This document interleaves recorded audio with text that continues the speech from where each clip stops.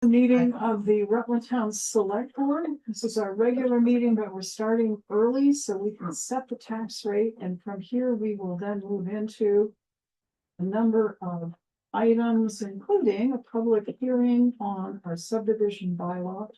But we'll get to all of that in a few minutes.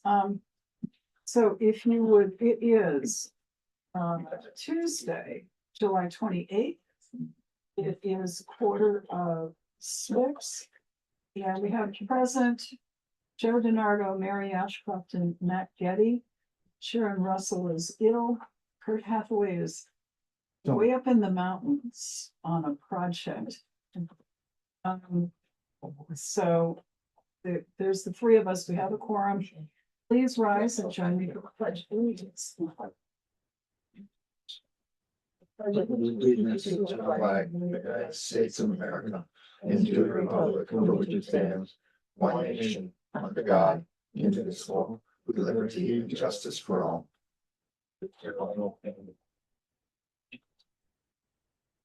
So we'll hold on the usual thing. We'll go right into setting the tax rate, which is what is on for 5:30.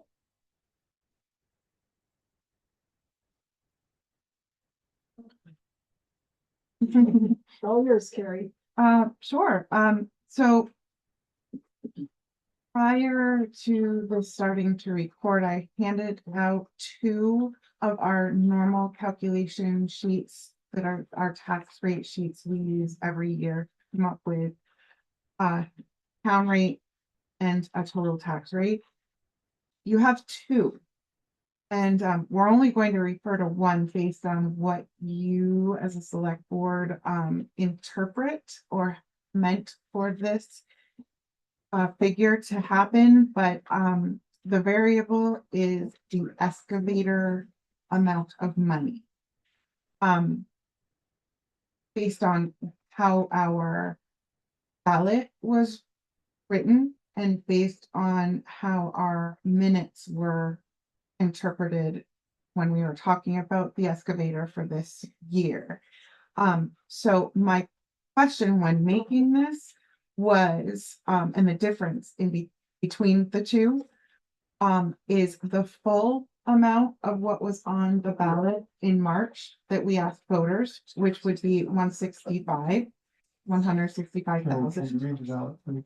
I can, just a second. And then the second option is the actual amount. Okay, so this is Article 22. Shall the voters of the town of Rutland authorize the purchase of a new excavator and trailer for the highway department of the town of Rutland with the total estimated purchase price is $165,000 to be paid for by raising taxes in the amount of $165,000 and no hundreds dollars. Okay. I thought we worded it different. Yeah, up to, we did, I was looking for that. Okay. So, And that, that can be interpreted differently, whoever's reading it. right. We looked up the minutes. I think you guys still have the minutes, and the minutes are a slightly better and clearer. Because this is your motion. Yeah. So minutes from March 24th, Dave was discussing. Wouldn't have been March 24th, would it? March That's 24th. right. Oh, it was after. Okay, this was the purchase. I was thinking the motion to put it on the ballot. Let's see. The first bullet says any deficit will be covered by the carryover balance. For the next fiscal year, the exact amount needed can be raised and credited back to the new equipment line. Any surplus would go back to the carryover line at the end of the next fiscal year. It goes on to talk about the bid price, and then the bullet, the next bullet is after discussion, Selectman Denardo moved to approve the purchase of the excavator for $127,619.46 and trailer for $18,907 for a total of $146,526.46 as quoted, with the funds to come from the highway department new equipment line. This amount will be reimbursed from taxes in the next fiscal year. So I'll go with this 146. Do we need a motion to go with Why that don't we number? do that? I'll make a motion that we use the $146,526.46 in our calculation of tax rate. To purchase excavator purchase price. Motion's been made and seconded. I will observe that since we're raising less in taxes, it's probably a good motion. Most people would like it. Well, So, all in favor, unless there's further discussion, all in favor of the motion, please say aye. Aye, motion carries 3-0. So we're using 146, 526. probably doesn't make more than a cent or two difference, but it does. Still, But still, But we it's want the to be point that we true, need to- exactly, yes. we want to do what we wanted. And I do intended. remember a little while ago, I'd asked you about how we were going to pay that back and how to do that. Yeah, And if we have more money than we needed, then that creates an issue on this. So. okay, so Kari's gonna walk us through. As best as I always Yeah. can through this calculation of numbers. All right, so let's see. Starting at the top on the left, as we do on the front page, we anticipate certain revenues. So our local options this year that we budgeted for, we were anticipating a little slightly higher. I plugged in the amount that we agreed upon, which is 1.4 million.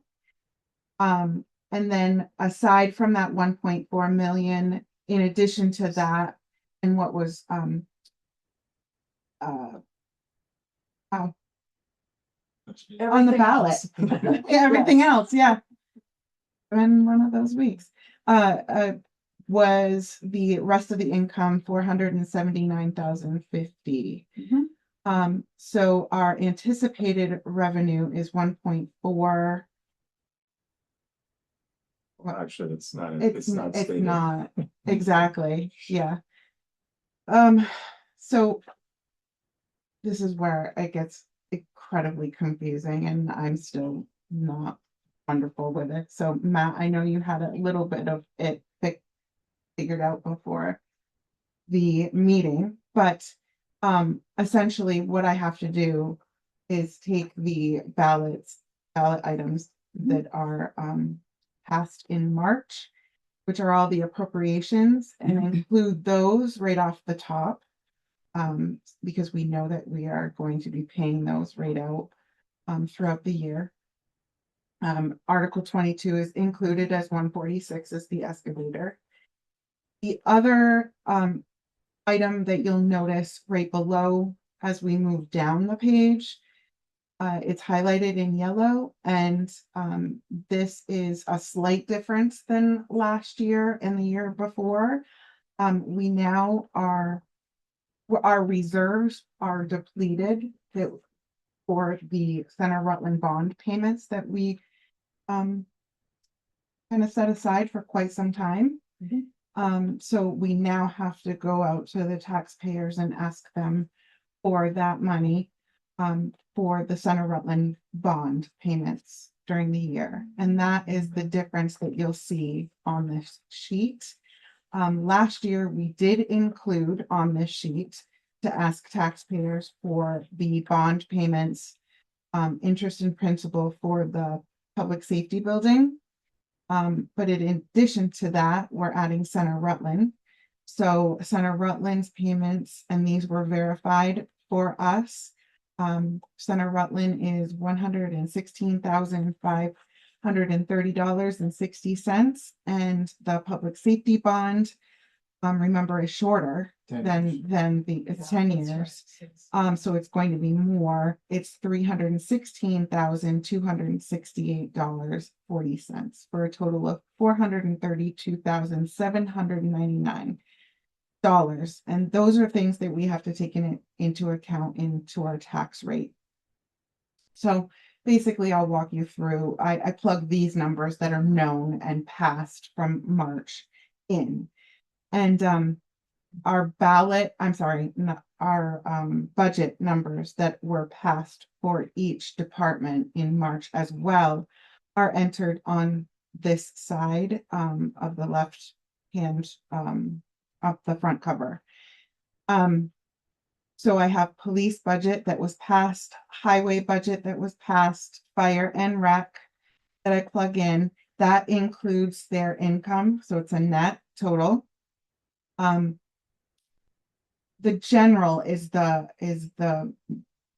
kind of like the fluctuating part each year and how it absorbs some of the costs of the appropriations. And this is where, Matt, you might want to chime in.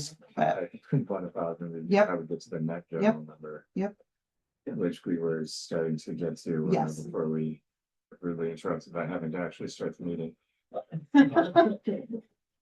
So, He now went- I'm- you had it down. Yeah, I was pretty almost clear. there, now I Yeah. lost again, but so going back to the top.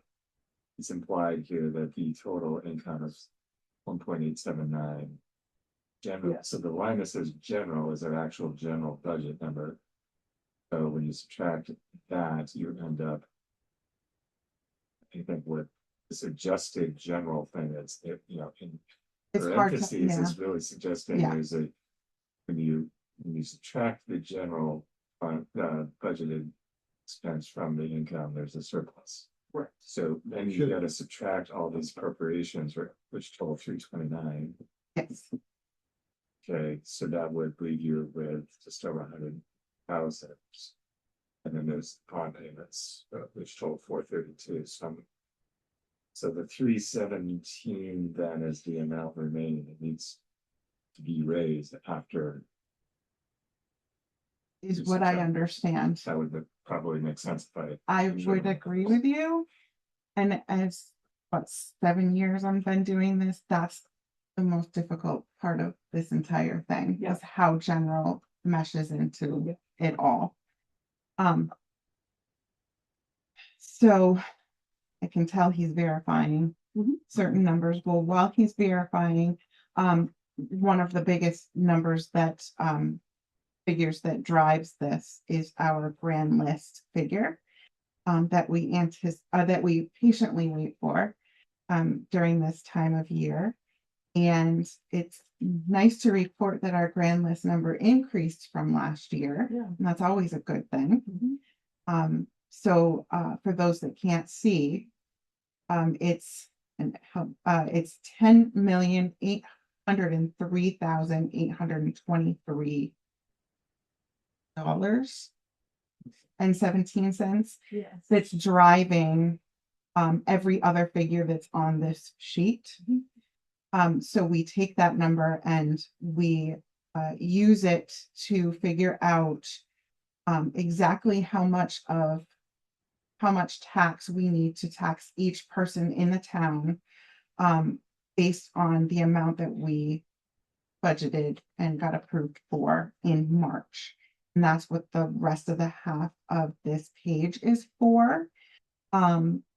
So basically all of this, and then we take into consideration the depreciation accounts as well. How much do we have to raise in taxes so that we can put the money aside for each depreciation account for each department? It's all taken into consideration. I want to note that in March, the fire department did ask, and it was approved for the depreciation account to be increased from $0.0175 to 2 cents on every 100. Yes, I think that's how it's that number. it's that We number. usually follow it up when we try It's, to explain it. Article 21. Yes. Yeah. And that's why the Article 21 up in the corner is blank, because that had nothing to do with. Oh, gotcha. Yeah. Okay. So that has been changed. So basically, the next page is how much we are going to be asking in taxes in dollar amount, including to be raised for the school. What people need to know is we are using a set tax rate for the education that is given to us by the state for homestead and non-homestead. That's something that we do not have any control over. So my next portion in this is to enter those into this calculation. You can see that at the end, halfway through on the second page, this year, we will ask taxpayers for $15,119,415.20 to reach our budget goals, depreciation and regular departments, as well as the school. And so the school is driven again by the education rate and a grand list rate that is given to me after, okay. It's given to me after the grand list has been lodged. So now for the fun part, everybody's wondering what this actually means.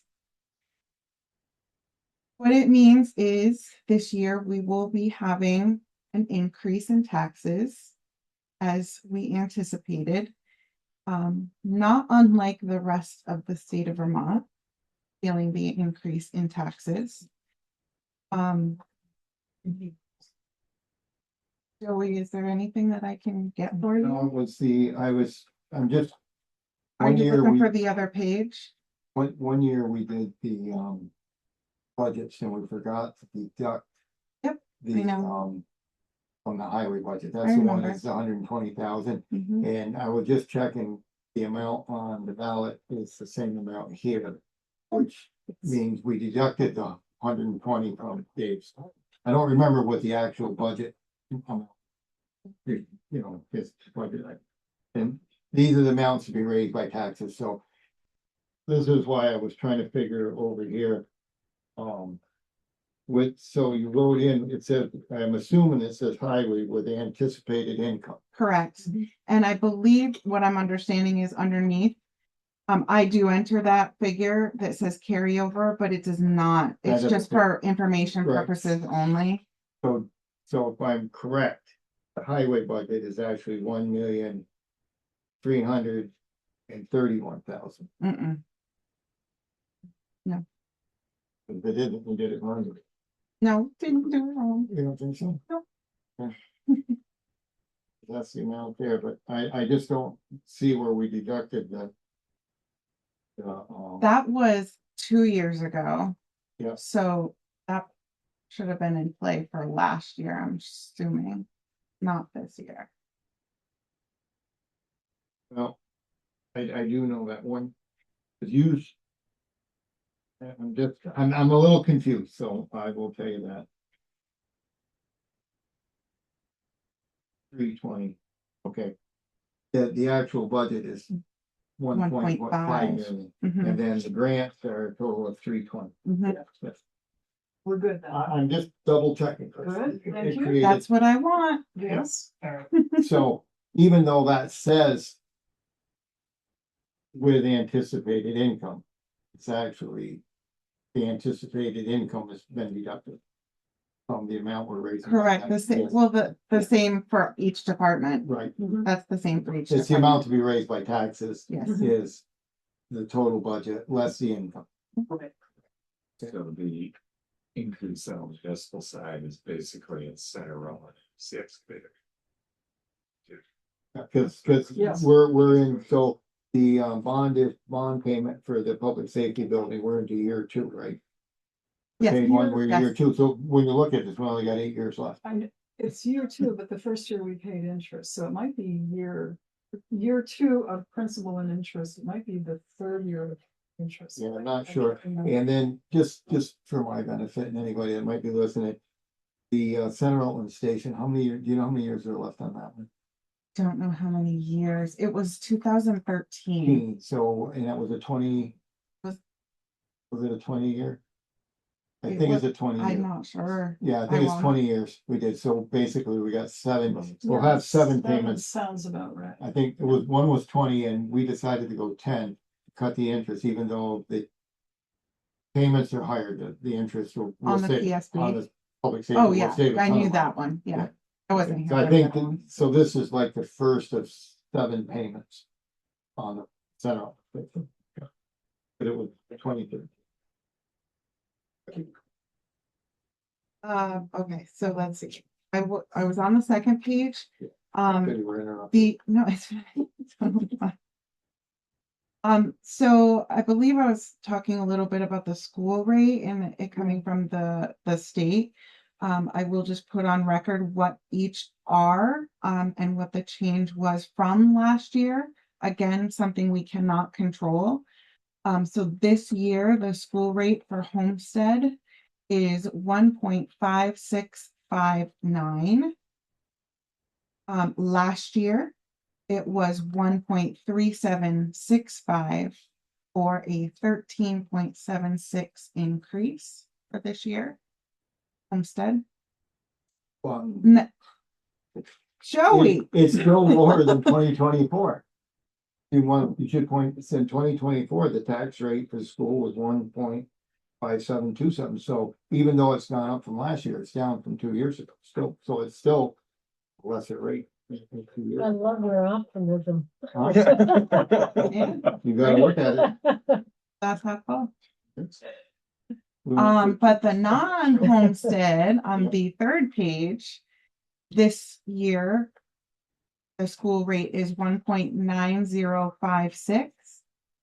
Last year was 1.6902 for an increase of 12.74%. Again, if you're Joey, if you're looking at 24-25, you're right, similar, but actually more than 24-25. And then I'd like to flip back to the front page. After putting all of this in, we come to get a town rate and adding all of those together in with the school and the local agreement, which is kind of like the taxes that we put forth for nonprofits and such like that, people that don't pay taxes, that are supposed to not pay taxes, it's not the delinquent people. We are getting a homestead total tax rate, this is the total tax rate, of 1.8737, and a total non-homestead rate of 2.2134. Compared to last year. I have that, yes, I do. The second page, it does not have the box around it.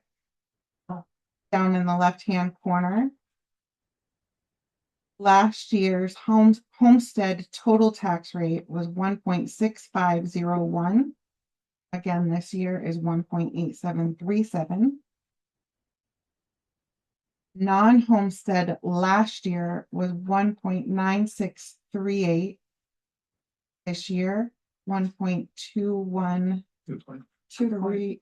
I'm sorry, 2.2134. And what that means is about roughly a 13% tax increase on our taxes that we are paying the town. For everything, for school, for us.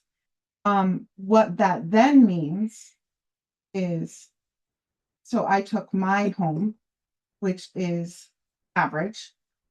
And then we also kind of took a home that was higher in assessment value than my home.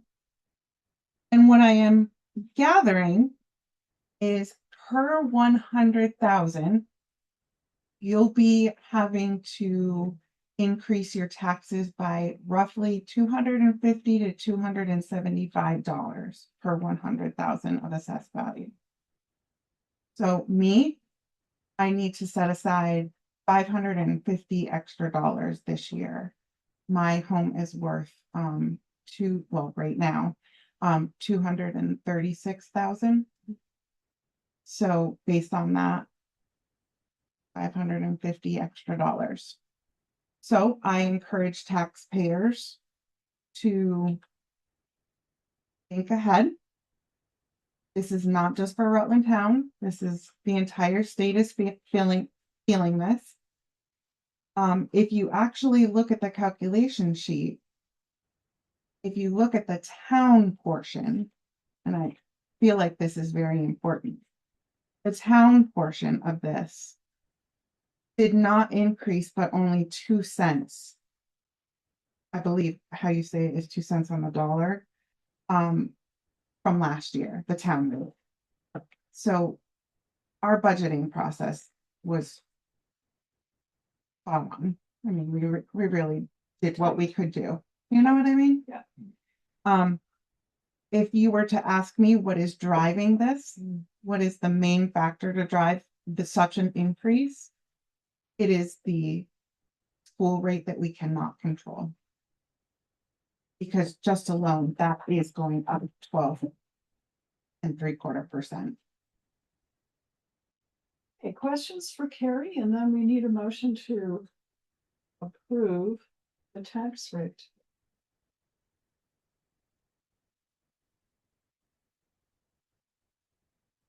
Can I ask a question from the gallery?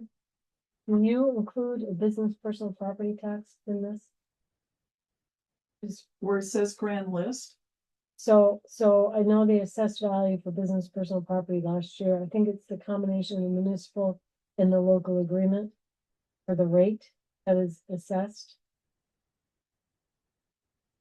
So I just don't know if you did, because I know we've got that number set aside on our tax sheets. Yeah.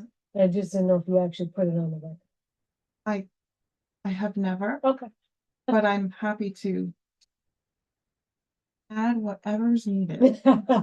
So are you saying it's not included in this grand list figure?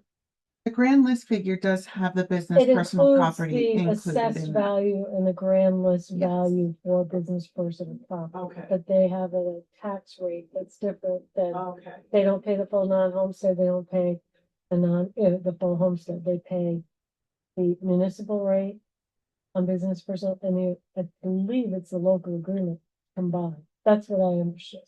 So Marie, can I just ask you, are you asking, which I'm happy to do, to put it on record what that might be? Yes. Because I think our business personal property taxpayers should have that opportunity to hear that as well. Absolutely. So you're saying that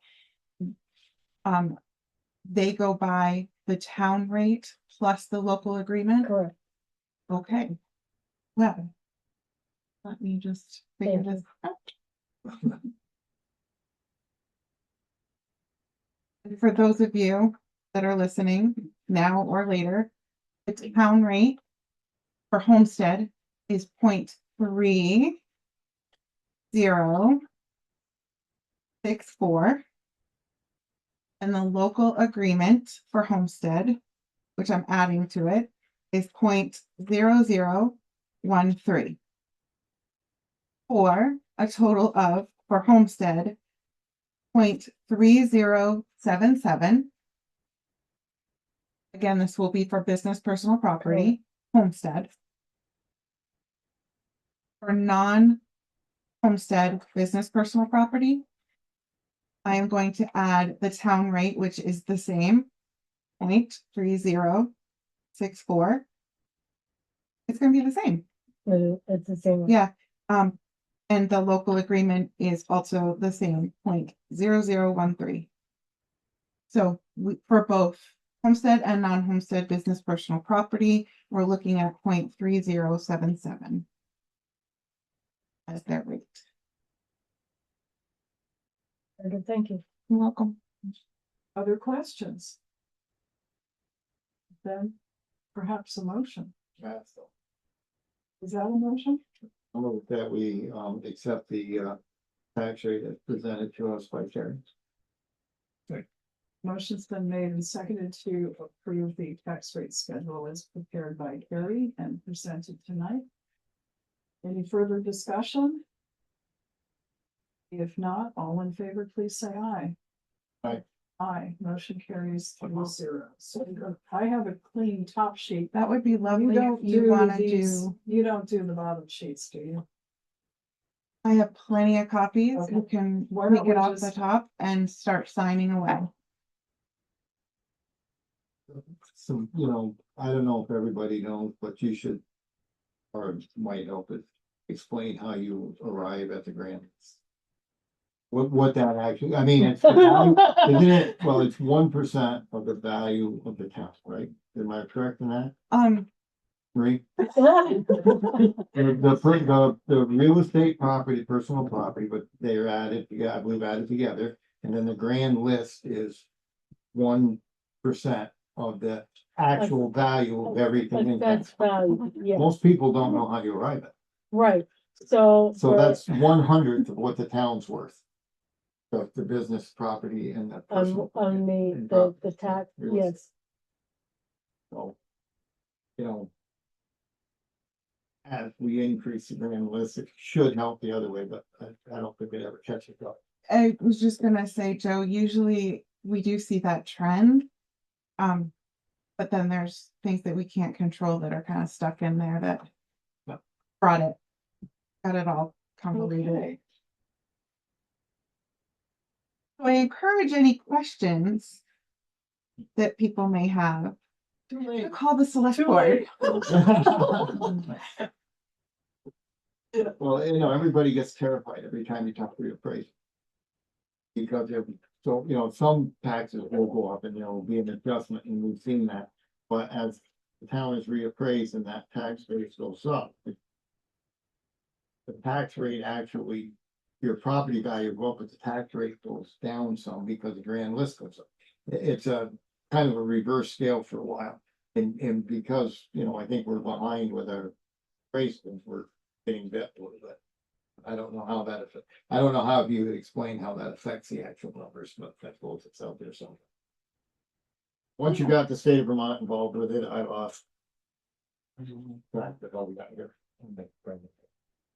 Okay. So we have done A under action items, we did the. Set the tax rate.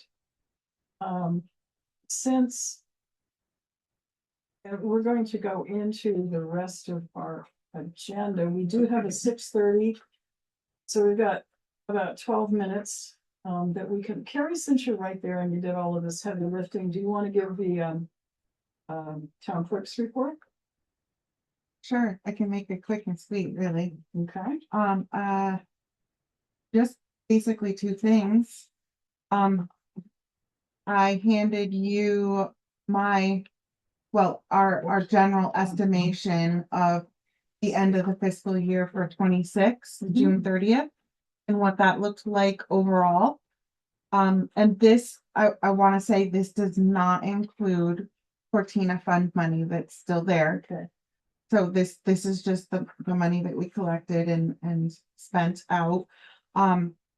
Real quick, I'm not gonna go over this entire thing. Some people, stayed really close with their budget. Some people are giving back and I say giving back, it ends up sweeping over to the capital improvements, but some departments have a lot that was not spent. So it looks like, average, we did pretty good. If all comes out nicely during the audit, about $263,000 being swept to the capital improvements. Honestly, we like to see that number 0, but life happens and I don't think that that's ever gonna be that way, but. Some of that though is the excess 1%, right? Yeah. Yeah, I mean, we had 316,000 of excess 1% money. It's all over what taken we into account here, yes. What we anticipated, so. The fact that it appeared we used some of that to offset some negative, we had treated. Based on what. Yep. But the audit's still, Yeah. it's just beginning for this year. And they are well aware of, and I say they, and Peisch is well aware of how we wanted the money to be used for Cortina funds through all of our committee meetings and all of our select board meetings. They keep abreast of all of that. They talk to me, they talk to all of the department heads. So this is without adjustments. So this is just the quick and dirty. Yep. What I know at the end of the year. So I just have one question on the highway. So the adjusted carryover for highway is 95,412. Mhm. That's after the excavator payment. That was after the Okay. excavator So- payment. So when we, That's collecting taxes, you will decide how you will put that 146,000 back in the carryover. correct. So they will have. Correct, but also I did have conversations with, I think that over the time you guys wanted to make sure that the carryover didn't exceed a certain amount, right? The idea with some people think that's a good idea. My personal opinion is, yeah, if there was a half, $750,000 in there, it's too much, but given the fluctuations on winter maintenance, which is always a crisis. Mhm. Having a couple $100,000 that isn't earmarked for somewhere is okay. You know. And based on how we calculate those amounts into the tax rate, you'll probably put about 50,000 tax payment in the back end and do it over 3. Instead of doing it Yeah, all at once. yeah. That's what I asked you before, how, this is my first time of a purchase, Trying how to we. replace something replace like money. that. Yeah. I think what the minutes said is that the. Funds of credits and equipment line. Equipment line, So it would be the end of this fiscal year where we determine what actually goes in the carrier. Yeah, we took, so Right, I Dave's think equipment line was overspent by Right, 146,000. That I have to do. To make, so, you know, Yes. cause you can't just take that 146 out of nowhere, you have to put a number with it, so you know where it came from. Yeah. And I don't believe carryover has a number, it doesn't, so we No. took it out of the new equipment line. and then it'll go back, but essentially it'll go back It'll into the net. carryover. You- It may not be exactly the same as the end of the fiscal year. Remember the carryover is. Right, but the 146 that paid for the excavator came out of carryover, so. It was credited to that, so the carryover. Was credited or. Whatever you call it, debited. 146, so it's gotta go back to carryover, I think, but AM's, the. I was just gonna say, well, the thing is that.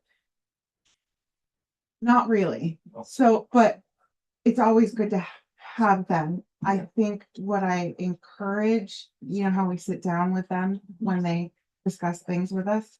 Let's bring this up, and it'll be at the top of the list anyway to talk about, but let's bring it up to them. So that they can make the appropriate adjustments that we wanted to intend to happen. Because I know it's ultimately what we discussed, you guys discussed. So there's that at a quick glance. Thank you. And then just reminding people that we do have an August primary in a couple of weeks. And this is the primary to determine who's going to be on the ballot for November. Regular polling places are set up.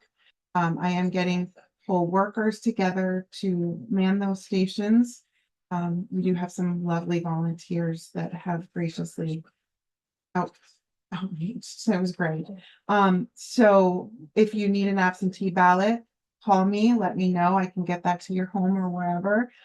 November election, just giving you guys a heads up, it is the election that they are sending ballots out to every voter that's active in Rutland town and all the towns. So keep that in mind for any purpose. Yeah. That's a thing that they so for example, I've got some correspondence from the election division that anything supplemental would be, for example, if we had to do something in November that's extra, that is not something that the state deals with. We would locally deal with that and it would be on our dime.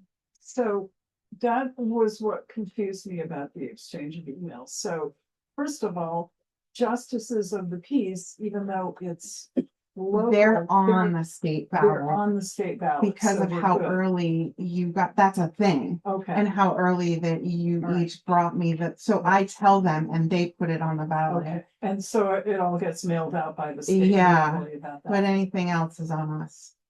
Okay, I thought they said. Pretty On the complicated. right, it's just like, they said if we I we got know. it to that by a certain amount of time and on the back of the ballot. That's the JPs.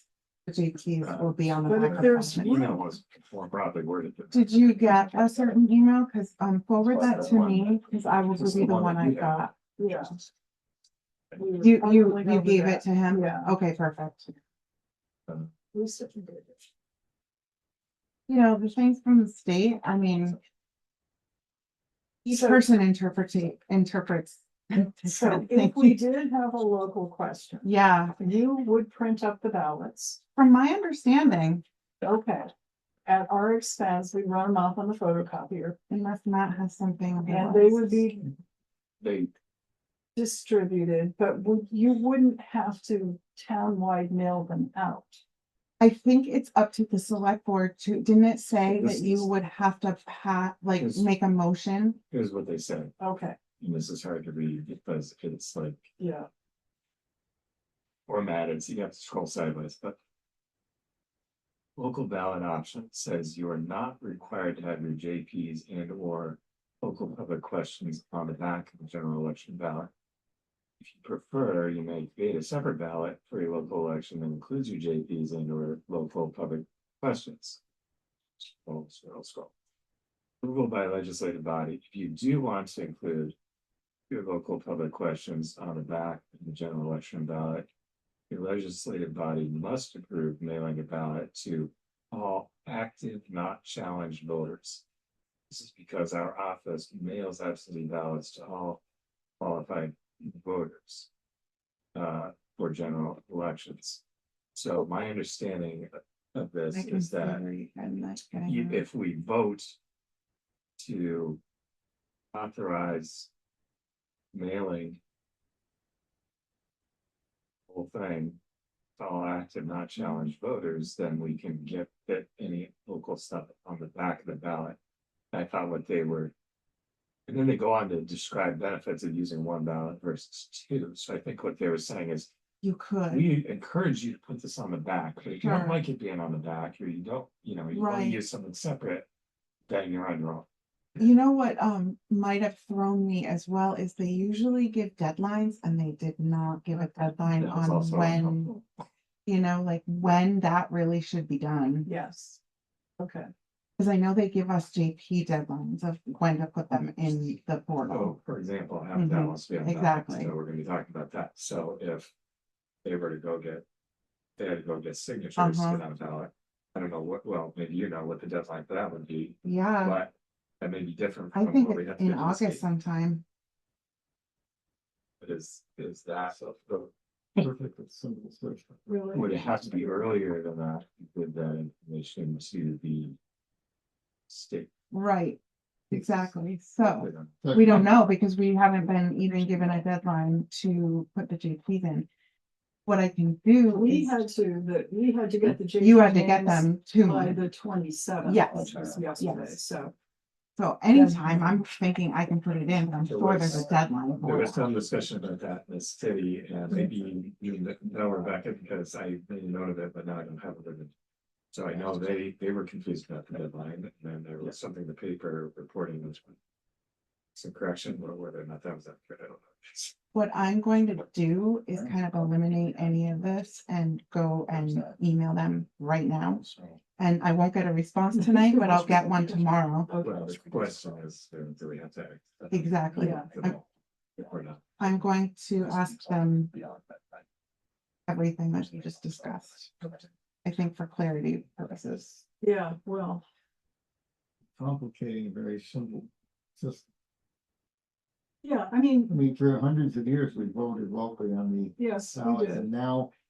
It's you- because if of the so- mailing out piece. The mailing out piece means there's some central distribution, but if you want something on there like our JPs, we have to get that to somebody on time.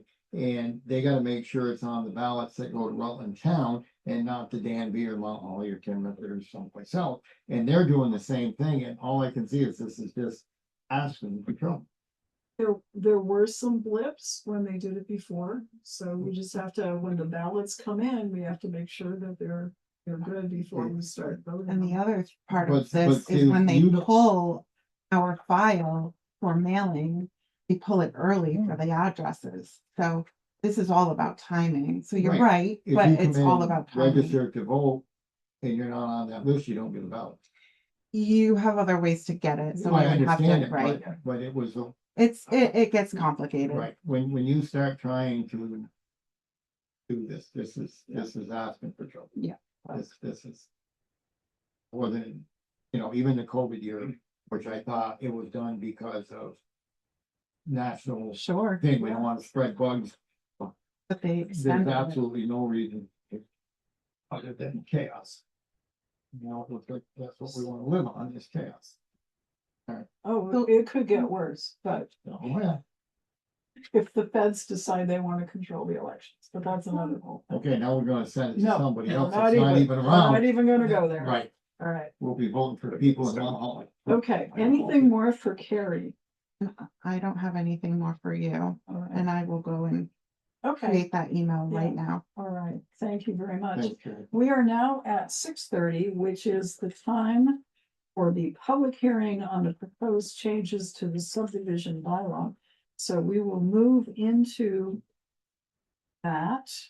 In our packet was included, and I think Arbor Noise Pullen is up. The planning commission, let's see, drafted the bylaw, sent it to the select board. We did raise the question of leases being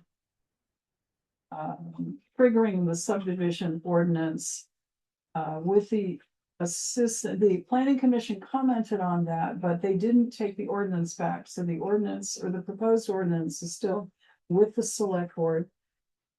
If you look at the definition of subdivide, the change suggested by our attorney, and I think voted by the select board. The pages aren't numbered, but it looks like it's one. Oh, it's one. Looks like it's page maybe 2 of text. It's where the definitions are, section 1 definitions. Yeah, so if you look at subdivision, first of all, it says a mortgage deed does not create a subdivision unless a foreclosure results. And then a lease will not be considered a subdivision unless the term of the lease is equal to or exceeds 50 years, or the lease has a term of less than 50 years, but includes a right to extend the term by renewal or otherwise to a duration equal to or in excess of 50 years. So that language is added from to what the planning commission said to us. I know Kurt had raised a question, but then seemed to be satisfied with the fact that the language that he was asking about was carried over from the old subdivision ordinance. So there we are. So we have anybody here wish to comment or ask questions about the subdivision ordinance? It is one of 2 public hearings we will have. But right, because we do have to get another one coming up. Next meeting. Right. So please do raise any questions now. If I could. Yes. So one of the discussions that we've had, Bill and I have had, and I think we reached out a while back about this issue, is that numerous times for taxation purposes only, and it's defined under the tract of land, people will have or buy the neighboring lot. Yes. So for the assessment purposes, for our grand list, they become one person. Okay, the question that we're always asked is, do they need to subdivide if they want to turn around and sell that parcel that they get in, that they've adopted? So it's only for assessment purposes Because the more land you have, the less expensive it is. So that's the Department of Taxation rule. Our guidance has always been, if you don't change anything on that other lot, you don't you don't make it smaller, you're not changing any of the boundary lines, they can sell it because they've absorbed it that way. Without It's going just through Without subdivision. going through subdivision. And my review of this language says the exemptions for in the subdivision is under exemptions B under section 2 general provisions. The combination or recombination of portions of lots where the total number of lots is not increased. Is that intended to mean this situation? If you know. Okay, so exemption, which section? A, It's, B, C, D, E. What are you looking at there? it's section 2 general provisions. You Yeah. go down to exemptions. Yeah. And it's B. B, okay.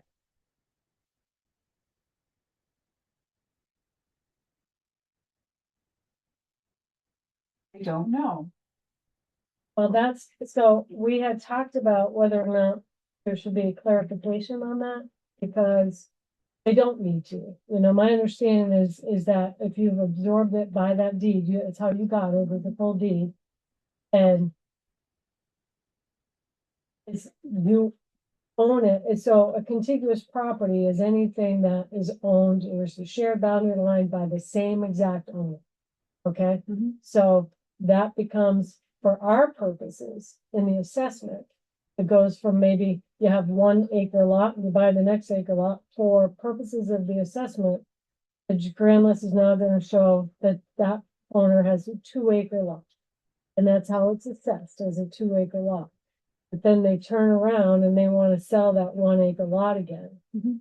So that's wondering if that covers that. Okay, fair question. So I've circled it, and we need to get the answer to that. Did you have any suggested language that would clarify the lister's position?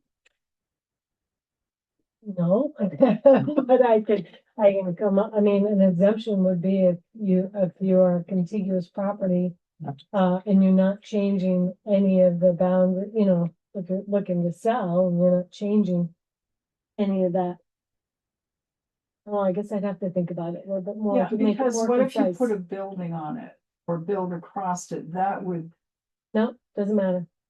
it should, in that case, if you have a 1/4 acre lot, you buy the 1/4 acre lot next door, and then Yes. you build a house and Oh. go across the property line. Well, yes, Yeah. because now, right, now you got a house and I don't know who wants to subdivide half a house. Exactly. But so, but if they were to take that 1/4 acre lot, 1/4 acre lot, and they want a half a lot, but they want to now go into 1/3, 1/3, and 1/3, you know what I mean? Well, that's a whole. Yeah, it's different. Yes, so to say if they want to change their size at all in any way, shape, or form from what they absorbed into their property, then my understanding, it would be subject to these subdivision rules for purposes of Yeah. determining if a subdivision is needed.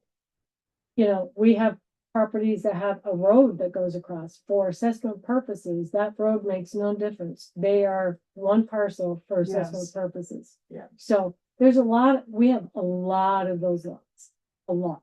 Yeah. So I do think it's something that we need to typically Okay. clarify. So there's really 2 questions here. One is, what does B mean? Right, And the second is, are we exempting? How can we address the lister to make it clear that if you own 2 lots together, unless you do something to change the configuration of the lots, they are separate and can be conveyed separately They without a can be. subdivision ordinance. Okay, yes. so we've got 2 questions there. Okay. And Bill, refresh my memory. What do? We investigate these 2 questions. Yep. And then we come back and we do another draft for our next meeting, or? It depends upon what the changes you make. If they're substantive, it has to go back to the planning commission. Okay. These plans are over, Okay, so they're not substantive, but. Imagine changing the meaning of an exemption, adding an exemption would probably be. substantive, yeah, okay. Okay. All right, good example of what the public hearing is about. Anyone else on the public hearing? Select board questions? Okay, anyone on, we've covered the room. We got anyone who is on the Zoom screen who wants to ask questions concerning the proposed subdivision ordinance as presented? If not, we're going to. Do we recess or adjourn this public hearing? Close the public hearing. We'll close the public hearing and you will have another chance in 2 weeks. Yep. Okay. At least one more chance, but right now you have one more chance. Okay. We are, that takes care of B. We have a couple of, we need to make sure, we're gonna lose Matt, I think, in 50 minutes. I'll be here as long as we have to take votes. Okay, We so haven't, let's actually make sure, done our minutes and orders, so. yeah, let's make sure we hit the things we need votes on. So let's take a look at the select board minutes for July 14th. You can't pass. We can't because we don't have a quorum, Yeah. so pass on that. Yep. Approval of orders. We've had them, I've reviewed them, Joe is about to. Motion's been made to approve the orders Second. and seconded. Any discussion or questions about any of those? If not, all in favor of approving the orders, say aye. Aye, motion carries. All right. Are there any board member announcements? None? Update from the select board chair? None? And questions from the floor, public comments. If there are, just, you could do it really briefly, that would be good. Any questions from the floor? Public comments for folks not otherwise on the agenda? None, okay. So we have some folks here. Habitat is here and your action item C. So why don't you come on up and touched on it a little bit with Kari, so why don't you pick up from there? So Kari did an excellent job summarizing it because we have Okay, become, keep your voice up, please. 'cause Sorry. We got that thing on, sorry. sorry. So I'm Rebecca Stevens. I'm the executive director for Habitat for Humanity. I was teaching all day, so I apologize. My Oh. voice, I was teenagers all day. Okay. So Kari did a good job summing it up, and we have become aware of the fact that with the mail-in ballot restrictions and getting it printed for November 3rd, calling a special meeting in concurrence with the November 3rd to attempt to try to not have extra work for the town. Would be that if we don't put it on the ballot, the time frame I think is August 3rd, around that about, to get it on the back of the national that the state does. But we have by statute 60 days to get it out before November 3rd. That puts us at September 3rd. Our goal was to get it to you the Friday before that, so there's plenty of time to count. We don't want to, hurry up, and we want it done right. So we were going to get it to you by then. So, in addition to our statement 2 weeks ago, that has come to light that there is that little time frame with the additional cost would sit on the town to do that separately. So I was just coming tonight to see what you guys had decided from last 2 weeks. So That you're was it. saying that in order to get it on the back of the state ballot, the deadline is around August 3rd. That's what the email from the Secretary of State said. Now Rutland City's a little bigger, so I don't know if maybe they're a little earlier than Rutland Town, but give or take a day or two, I'm sure. But by statute, we have 60 days before the election And then it has to be warned 47. So that's what the time frame is. So it really is just your So- decision. We're still collecting signatures and we'll have them by the end of August, which is our intent. But if you want to save the stamps. So, Well, just there, let I me mean, know. there's a question about whether we would have to mail out that one ballot to all of the voters in town. That's a question I can't answer. Yeah, yeah, That's and depends we're on your not sure town. either, and that's why we're puzzling through this whole. So Yeah. I'm just wanted to know if you want us to put it Okay. on and we'll get you the ballot statement to you within a day, or do you want us to just continue to collect signatures? That's all I was here for tonight. Okay, well, our next select board meeting is, yeah, as you can see, we're down 2 members tonight, and that's, yeah. Our next select board meeting is August 11th, which is after. Yeah, and depending on what, I mean, First, the yeah. Secretary of State, I mean, I've been in contact with the actual Secretary of State. The lovely lady who runs it, Sarah. And she's the one that sent me the confirmation that we were interpreting the statute correctly, so that's Okay. why I know I'm pretty confident. The August 3rd was only from an email that was sent out internally to town clerks. For August 3rd, so that we could understand what was going on in the other jurisdiction. Not this one. I didn't Okay. ask anything about Rutland Town. Okay. So unless we do something tonight, this, then you would, Just you keep would going. proceed with, Right. getting signatures on Yeah. the petition. Yeah. We would see likely a ballot item Yes. as a result Yeah, of you that. will. We would be, running off some ballots on our photocopy machine Right. and making them available at the general election Right. as voters come in.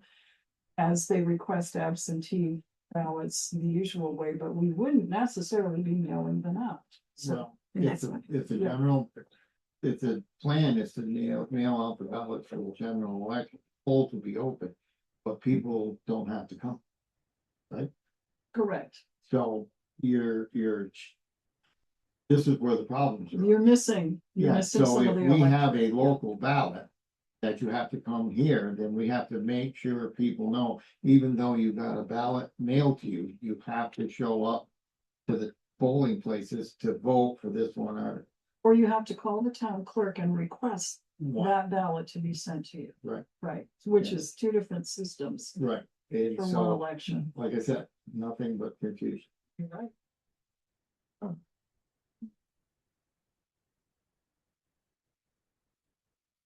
So this email that we were referring to earlier, that Kari got, simply said. Email this person. Secretary of State's immediately. And do JP's and or local public questions on the back of the general election ballot.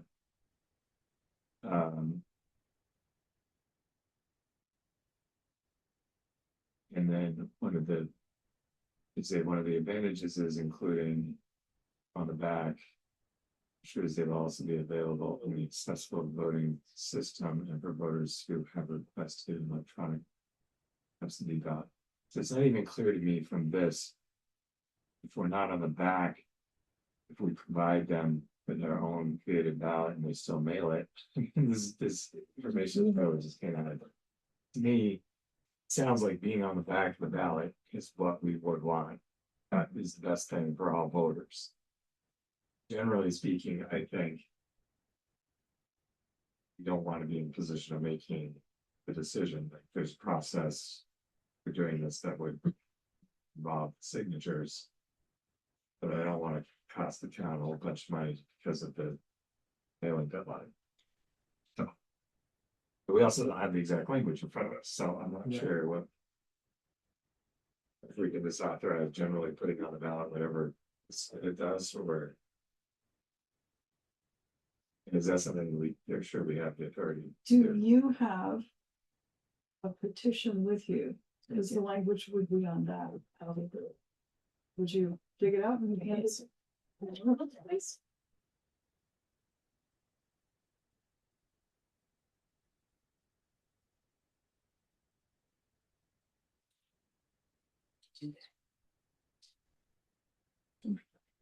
Okay,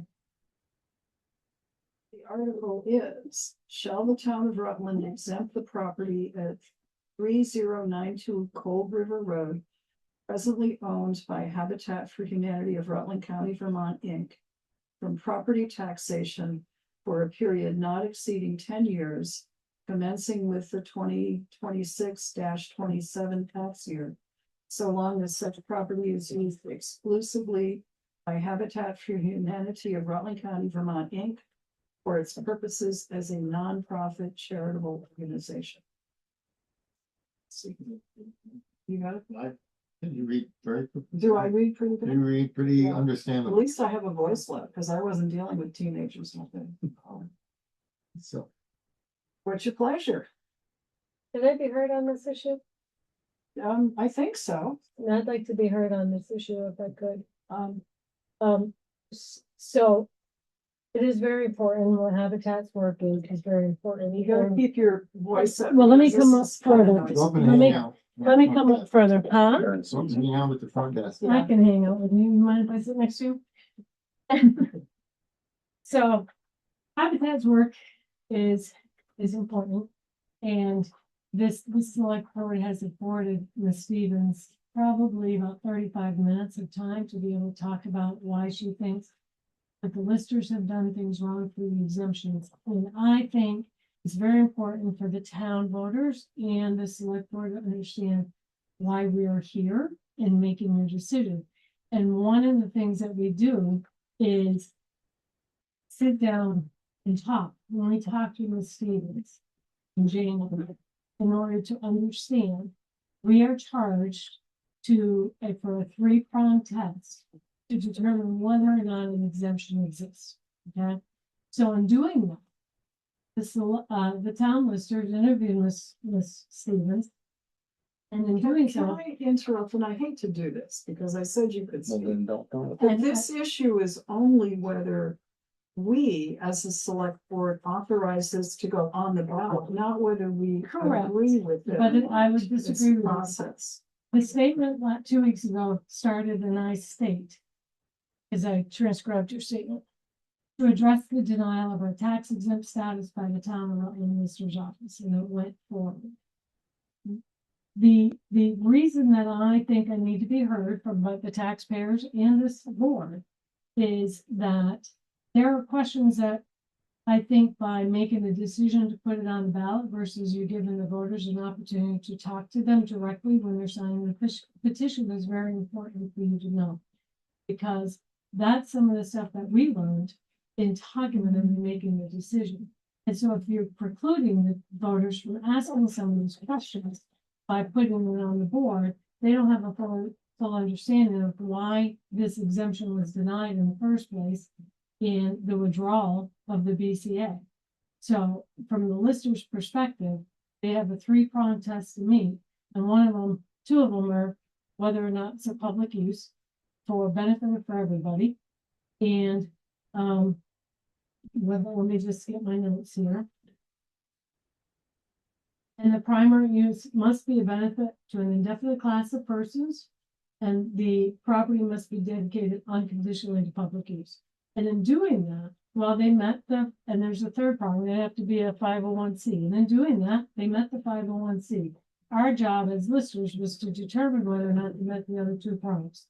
So public use is characterized as such because its breadth and scope of its users mean not as a prerequisite to avail themselves or belong to any exclusive group. And whereas any use promotes a direct individual interest, although it may incidentally tend to public benefit, it is also essentially a private and not a public entity. That's one of the things that we were concerned with. The other thing was the use of the building exclusively for its mission requires that the state, that we follow the state law and it go for a vote. And how we made that determination was based on information. Aren't we going for a vote? We're going for a vote, but Ms. Stevens has come in here and made a couple of statements that I do not think are factually based. So the taxpayers need to know that we gathered information on the use of the building. That's why it's going for a vote. But by you putting it on the ballot without ever having heard, because you've never heard the lister's reasons for why it was denied.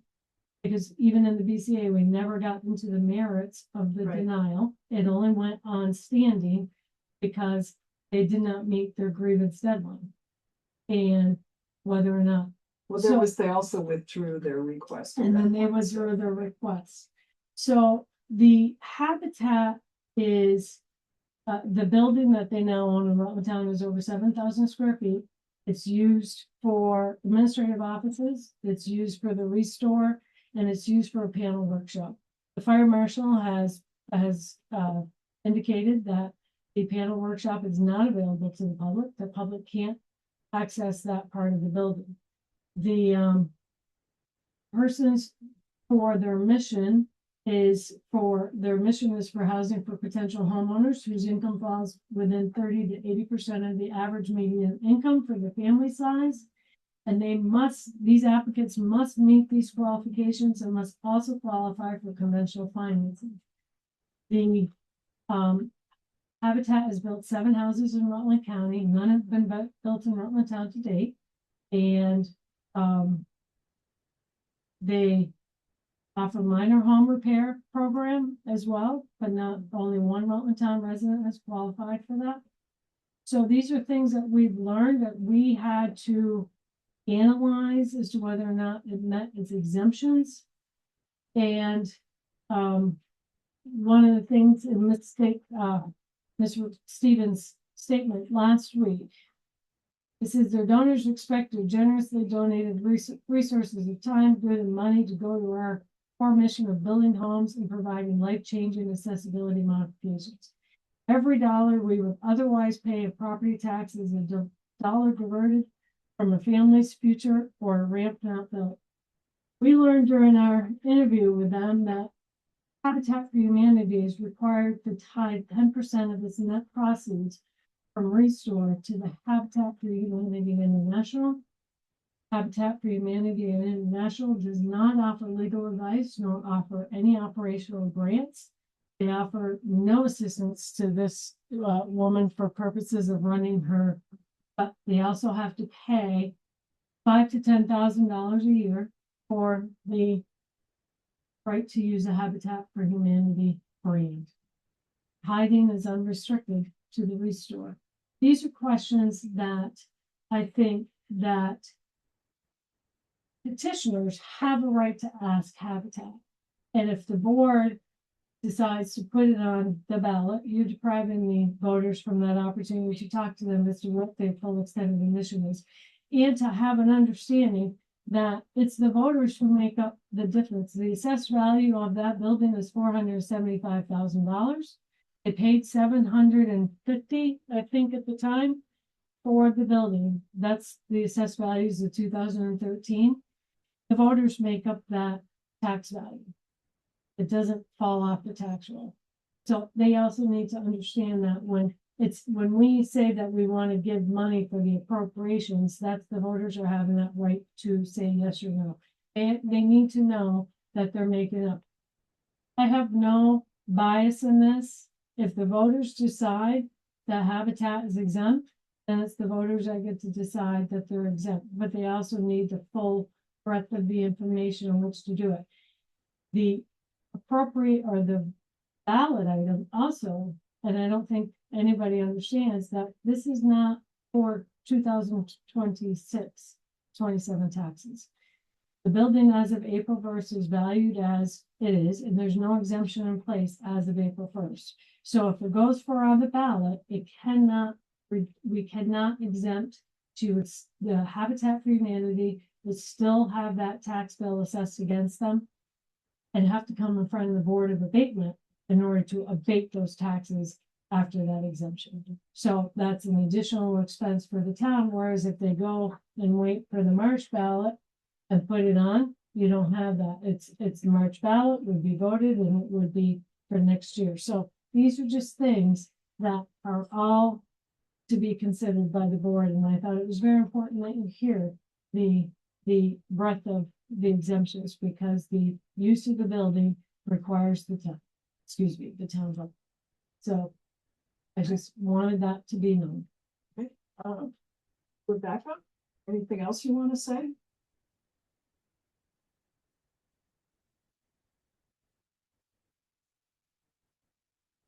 Give me a second, because I'm not here to adjudicate the fact that we don't agree. on it, Okay, But we don't. all right, We so don't, we don't but- agree, and that's why we're trying to follow what you asked us to do was to go to the voters.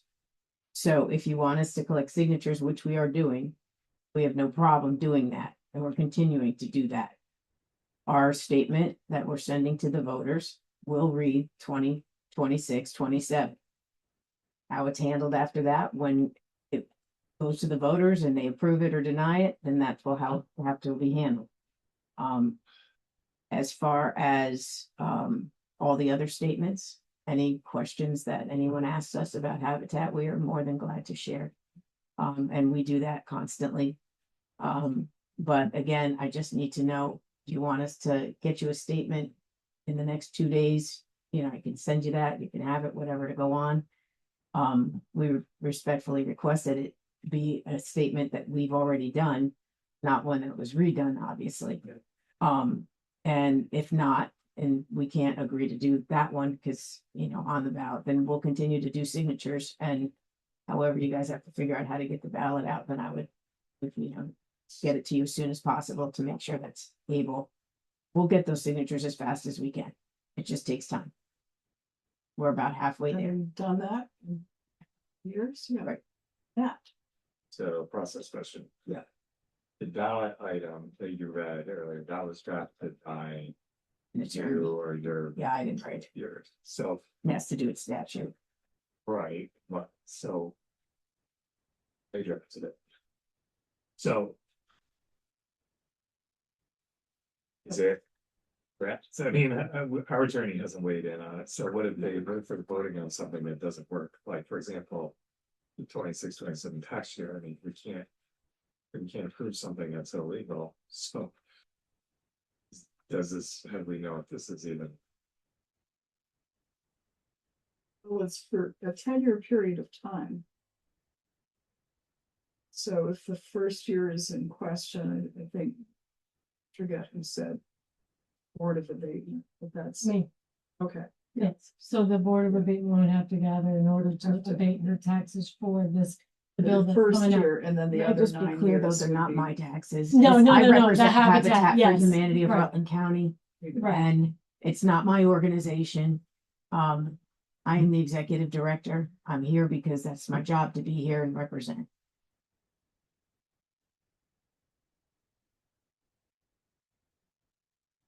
So the question for this board is whether anyone wants to make a motion of some kind that would put habitat on the ballot by action of the select board, and then all three of us would have to agree to do it that way, as opposed to Yes. letting habitat proceed with petitions. I guess my feeling right now is that if we're doing it ourselves, would normally be something we would have our attorney review before we did it, by spec the language and. I'm not in favor of trying to crowd this through. I can't. Okay. I can't do it, so you won't have the majority. Okay, so, And based on Marie's information, it's not going to affect the current tax for this fiscal year. unless, by operation by itself, unless they come in for an abatement. So if it's on the March ballot, which would be way easier, more painful, but way easier, it would be done in the normal fashion of getting the petition out, getting the necessary signatures, and bringing it to us to put it on the ballot, at which time we probably would. But we would be trying to crowd something through on a deadline that, and in a election process that none of us fully understands how to do this. It's nothing against you or the organization, it's just that I'm not a fan of the ballots being mailed out. If this was just a strictly town and we were doing our own, this would probably work for November, but I see this as just nothing but a fiasco to try to crowd it through at this The time. only thing I would say is there are more voters likely to vote in November than in March. And certainly way more than Yeah. would vote in August. Yeah. That's, And I understand that, yeah. But I just, okay, so it looks like there won't be. Yeah. Even if there was a motion made, there's not gonna be a majority, so, what we can give you back your petition or maybe, okay, and, good luck gathering signatures. Yep, we'll So- get them to Kari, to the town clerk before the September 3rd deadline. Yes, please, because she We does will. have to go through. Okay, Thank thank you you, guys. Okay, we also have, Andres has it soon as deadline. okay. Andres Chorizo to talk about a grant that we have and what to do about it, and this is the MS4 work in the 1-year development, right? That's H. Right? Yes, Yes. correct. And we contract copy in your packet. Hey, good evening, everybody. You hear me all right? Good evening. Thanks for zooming in. Sure. Yep. Yeah, so the project is the Windmere gravel wetland project. So we've been working on that for a number of years. And the town has this block grant with the state, and the block grant is funded through ARPA, and so that money is going away shortly, at the end of September. And so we're really on a we're on a tight time frame with this project, but we're kind of at the last hurdle right now. The current status is we're waiting on the Act 250 permit to issue. We've kind of addressed all their concerns finally, and the permit should be issued, I think, August 11th or August 12th. And so basically we assisted the town with putting this project out to bid. We received one bid on the project. The bid was from Sanderson Trucking and Excavating. And their total bid price was, I believe, $70,000, which is within the means of what the town has under this grant, so the grant can pay for that work. So really the trickiest part is just making sure that this project can happen by basically the third week in September, because Bill needs some time to basically get an invoice from them processed and then turned around back to the state for reimbursement. So we're running fairly tight. But I've talked with the contractor and they said if they can start, right off as soon as the Act 250 amendment issues, then they should be able to make the deadline, barring any unforeseen issues, or whatever. So I prepared a draft contract between the town and Sanderson for the board's review. I sent that to Bill, so you should have that. So if the board's inclined to sign that, I can get that to Sanderson, and then they would plan to proceed with the project just once I tell them that they have the notice to proceed. I do note that on page 2, the substantial completion date is September 18th, 2026. Mhm. That's in there. Oh, invitation to bid request. Is that number 3 in the packet. Yeah, okay, I have that, but that's, This bid document is very large. So Yeah, I think higher- you're welcome to look at the rest of the bid documents, but what I have. It's 1, 2, 3, 4, 5. We've got 1, 2, 3, I 4, guess it's the last 5, couple pages. 6, 7. There's 7 pages. And I have all of the rest, which is attachment C, standard state provisions for contracts and grants. And I think Yeah. that's 10 pages. And then there's another. But there's another, no, maybe not.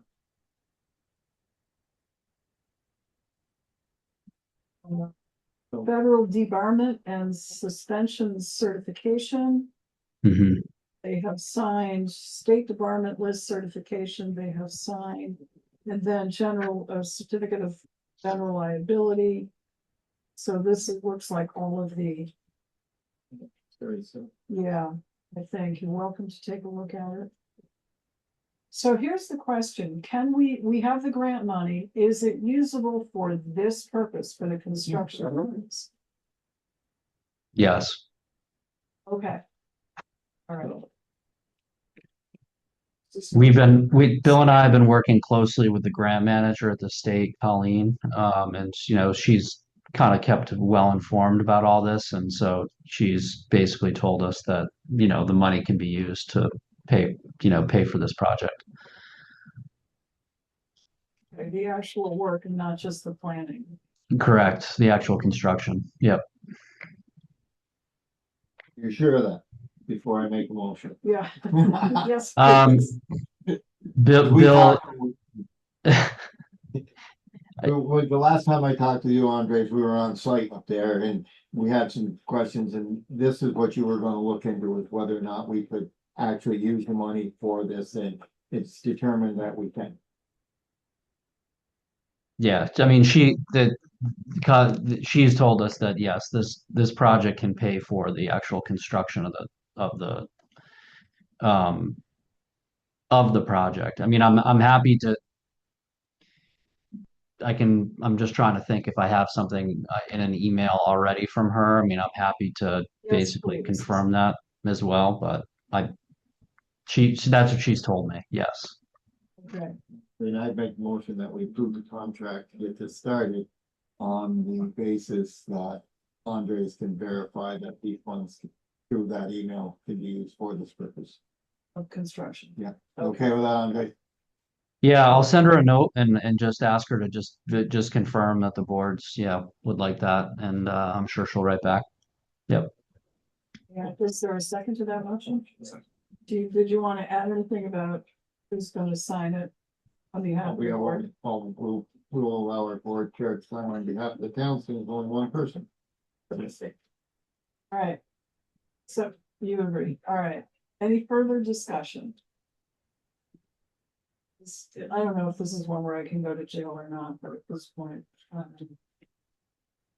Yeah. Thank you. All in favor? So I'm sure. Okay. It's reassuring. All in favor of the motion, please say aye. Aye, motion carries.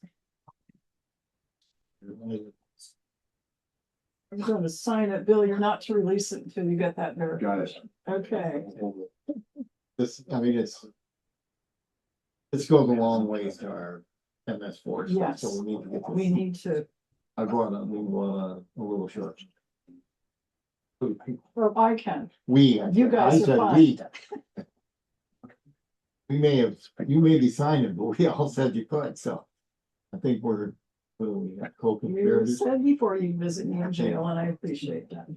Well, Okay, so it goes in the pink folder, it's all signed. Thank you.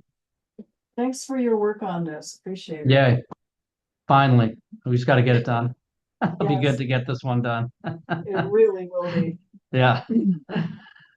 Okay, right, take anything care. else for Andres, or you're done for tonight? Okay. I think I'm done. Thank you, Andres. Thank you. All right. Take care, everybody. Bye-bye. Okay, that takes care of H. Devin, Hey, hi. good to see you. Good to be seen, thank you. Yeah, thanks for having me. Sorry it's a skeleton crew tonight, but I can always come back. Down the road. What's your pleasure? And it's grant funding projects and other town topics. Yeah, I think it's worth a few minutes, and if you want me to come back, I definitely can. One of the things that I was hoping were the folks from up off Post Road that were asking about what's that program for the water sewer extension? And they said that you might be able to help us. Oh, the development? Oh, Yeah. yeah. Yeah, they're not there yet. That's we were possible, do a project that may be good for the chip program. Ooh, We're yeah. talking about that, we're Yeah. talking about Yeah. that. Yeah. Okay. And so I was hoping they would be here to ask you questions. Yeah, you know, CHIP is still in its infancy. That's the Community Housing Investment Program. There's only been 2 applicants in the whole state so far. Is that because nobody understands it or they just don't know about Bit of both. You know, I think it requires you to be like, when they say shovel ready, they mean shovel ready. So a lot of prerequisites to be met. Development plans and agreements in place with the town. So it's not insurmountable. And I think we'll learn from these early iterations about how we can avoid that headache for Rutland Town or whoever seeks that from Rutland County. Because we do hope that we do. I mean, the biggest investment in housing infrastructure in the history of Vermont, you know. So is there some kind of schedule list, some kind of thing that those folks can get so they know how to make this project work? Because I think the way that works, we have to ask for the grant. And we have, if I'm not mistaken, it has to go through the town, It right? is a public infrastructure project, Right. right? Okay, yeah. Yeah. And I so- think I That's remember tied that. to a development and it sort of needs to meet that but-for test. The development wouldn't happen but for this public investment. So it can be a number of things.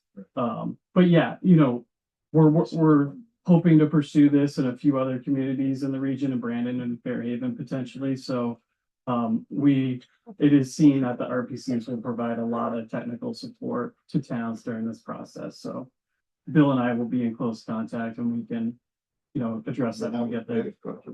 The biggest thing to know, Joe, is the 10-year time clock started, you know, when the program was initiated. So we only have 10 years to get those projects in within this cycle. So, and done and completed. Correct. Okay. Yeah. I think they can do it, having water and sewer on that project will increase the number of. Oh, it changes everything. Lots they can put in there Mhm. and how but they need to get through Act 250, they need to get it designed. That's the stuff that I don't know what they need and what we need to do, and that was questions that came up at our highway committee meeting last week, Okay. was how do we get this going and what are the first steps, so. Okay. Well, because Kurt's missing. Yeah. And Sharon's interested in housing stuff, so maybe if it's okay with you, can we invite you to come back? Absolutely. Okay. Yeah. Do you want me That would be to good. skip tonight then and I just think return? so. All Yeah, right, because my we've wife got would be several happy. I other can things help put the going baby to bed, so. Okay. Yeah, that's great. And, you know, there was no rush on the elements I was gonna speak on with the municipal planning grant for capital improvement Oh, yeah, project. Yeah, Or a plan, sorry, capital Yeah. improvement plan. And then I was gonna talk to you guys again about Act 181, now that we're through the thick of it and we know how to navigate this system, you know, talking to you guys about what the potential holds now. The picture is very different from when I came here 2 years ago, Mhm. very different. And could be a benefit to the town. So I'd love to have that conversation.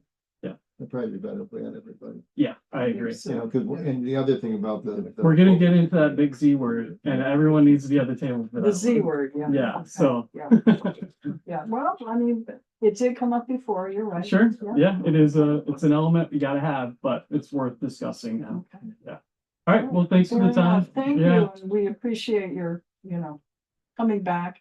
happy to do it. Yeah. He's a county, he's got. Yeah, I'm ready to Yeah. talk. Yeah. So, All right, good to see you both. Thank you guys. Thank you guys. take care. One of the reasons why I lived here, I feel like the bill. They wanted it like affordable. Okay, Yeah, I remember that. so Yeah. that's one thing that would help. Um, Through all the fun and games yet. well, we haven't done the department. No, I reports, and we should- haven't done all of the- We got all the visitors taken care of. We have, yes, Yeah, So, seems like maybe the most urgent are the police and Marie again, correct? Yeah. yeah, so let's have, because we gotta do, I think we've gotta sign this. Marie, if you come up, we'll do Town listers report. Mine This is combined with the NEMRIC contract approval. Very good. So you do have the contract that they added all the language, they did a cut and paste and threw it on, so the formatting, but the content is all there, and I think, and I don't know if you guys are interested, if you want to have it sent up to Kevin, or if it's something you're gonna sign tonight. As far as purposes of us as a lister, it's got what we need to have in for purposes of getting the photos and the inspections and getting the materials for us to use and follow along and things like that. So whatever your pleasure is on that. Yeah, and how long is this? I mean, they don't start until 2029, so, Right. How soon do they want this in place? yeah. We are on their schedule, and I have not got a response back on whether or not they want a deposit, because we have Yes, talked I about did that. ask. Yes, so I do not know if they're gonna want one or not. And what did they do? Did they have, reserves the right to discuss changes in the overall contract amount by January 2029. Yes, This would occur if there were significant increase in costs for completion of reappraisal projects for 2031. So right. that's, it's That's a sort of a contract, but Subject to Subject to- revisiting for the number depending on, yeah. well, I think that is thrown in there because number one, it is so far up, and number two, more importantly, is the state, that we had the same caveat in our request for bid, because we were like, if the state imposes the fact that we can't go through, we're getting out of the contract. Yes. So I think that's where it comes from. So what does reserving the right to discuss mean? Reserving the right We to say, discuss, we say no. but we get to say no. They don't show up. Yeah. But I think it is fair to have to put that in there because the RAD districts are back on the table up there in the state legislature for reappraisal districts, so there's a lot that could change. Okay. What's your pleasure? Do we send it up, now that Kevin's back? Do we send it up to Kevin?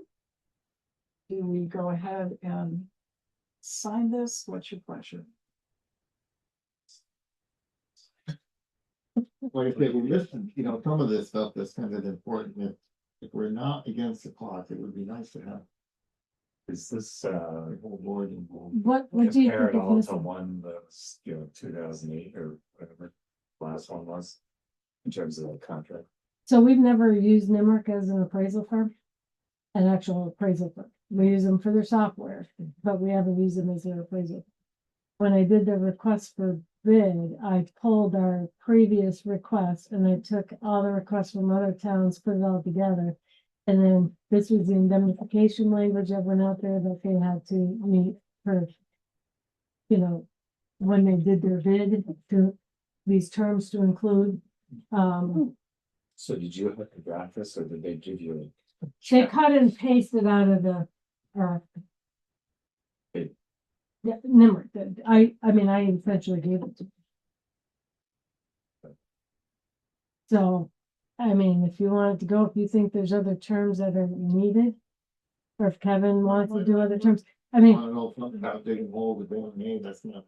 right, so, I mean, it's not We're starting down until to numbers. 29, so. If it's- I know, if we're really. not in a hurry, I say just send it Yeah. to Kevin. Send it to Kevin. Sends to Kevin. And it would be better if we had the whole board involved with this. Yeah, okay. Right, The other one would be quite good. 'Cause- So that's what, I'm putting it back in with a little note on your note that says send to Kevin. Okay, I think it's got Yeah, Yes, Yeah, please, thank you. And it's going in the pink folder. it. Excellent. All right. and essentially, the tax rate was done, we did the rollover today, so that we got the as-built grand list, and we're starting 27 already, so Okay, that's basically it. good. Thank you. Thank you. So I noticed the grand list did go up a tad, like did. 270, something like that. Yeah, not a lot, It's not a so, lot, but but actually, so our assessed properties that we went out and did assessments went up 2.6 million, okay. but then the state stepped in and changed oh, you don't know. how they did something else. So Right. like I had told Mary previously, $6 million Comcast money has gone to the city of Rutland. That was normally in our pot. That is a topic that because the state hired appraisers to come in and do this work. And so whether or not they understood the boundary lines between Rutland and the town, we don't know. We're waiting for them. So they may come back with more. They may come back and take more from Rutland. Who knows? But so every gain we had some changes back. So what happens when they change it after we set the tax rate? So for us, it's not gonna affect us because we were on the losing end this year, so our tax rate is up, our grand list is up. The city and other towns that are having this concern have all that their tax rate is being based on these grand lists with these numbers that are subject for appeal.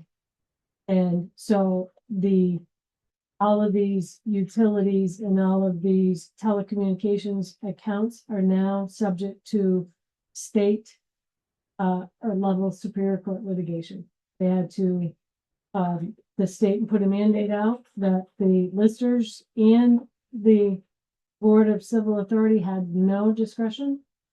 They were to deny it at those levels to allow all these entities to get to court. So who knows? It's going to be a couple of years probably down the road before their appeals are overturned anyway. So, but we're lucky because we didn't get the money.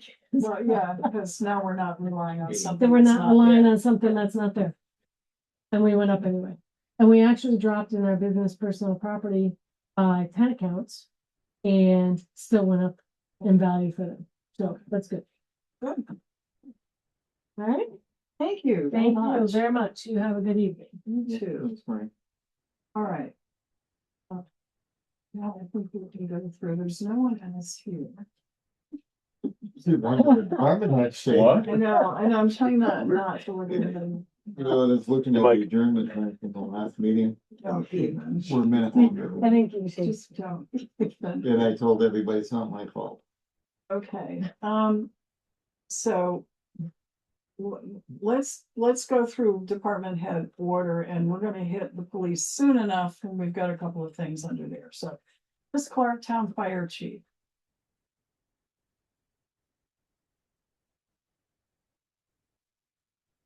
He is.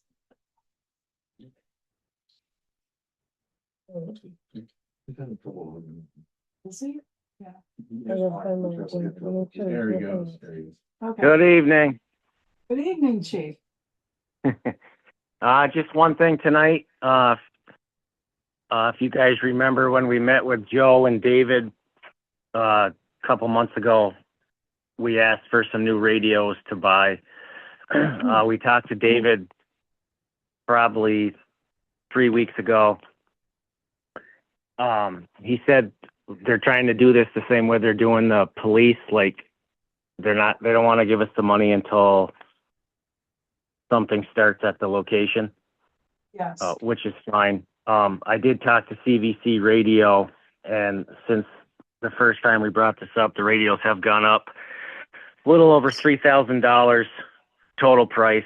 So I was wondering if I could order them, and they should be here in 60 days, I was told. And if they're here before Joe wants to release the money to pay for them with our depreciation fund and then replace that money with Joe's money when it comes in. I just want to make sure that was okay with you guys before I ordered these. So we'd be waiting. Joe's paying for the radios.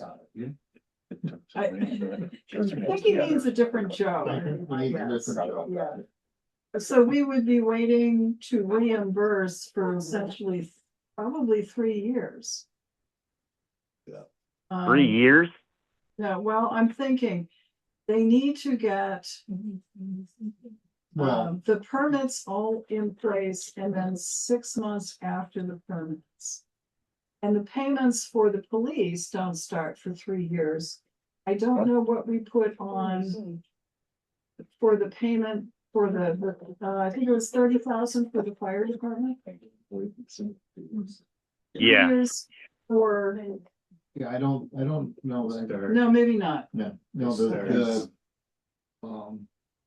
I would, Yeah, What's the first thing that, if I remember our agreement, is that once substantial construction starts, once they get a permit, once they get a permit. and then then they will start paying us toward the police, the additional Okay. officer. Yes, I think. I you're think while the building's under construction. Yeah, I think it might be 6 months. So my question Six is, months. Expires. if Yeah. we order the radios, we pay for them out of the depreciation fund, which is the way we would normally probably do this anyway for that amount of equipment.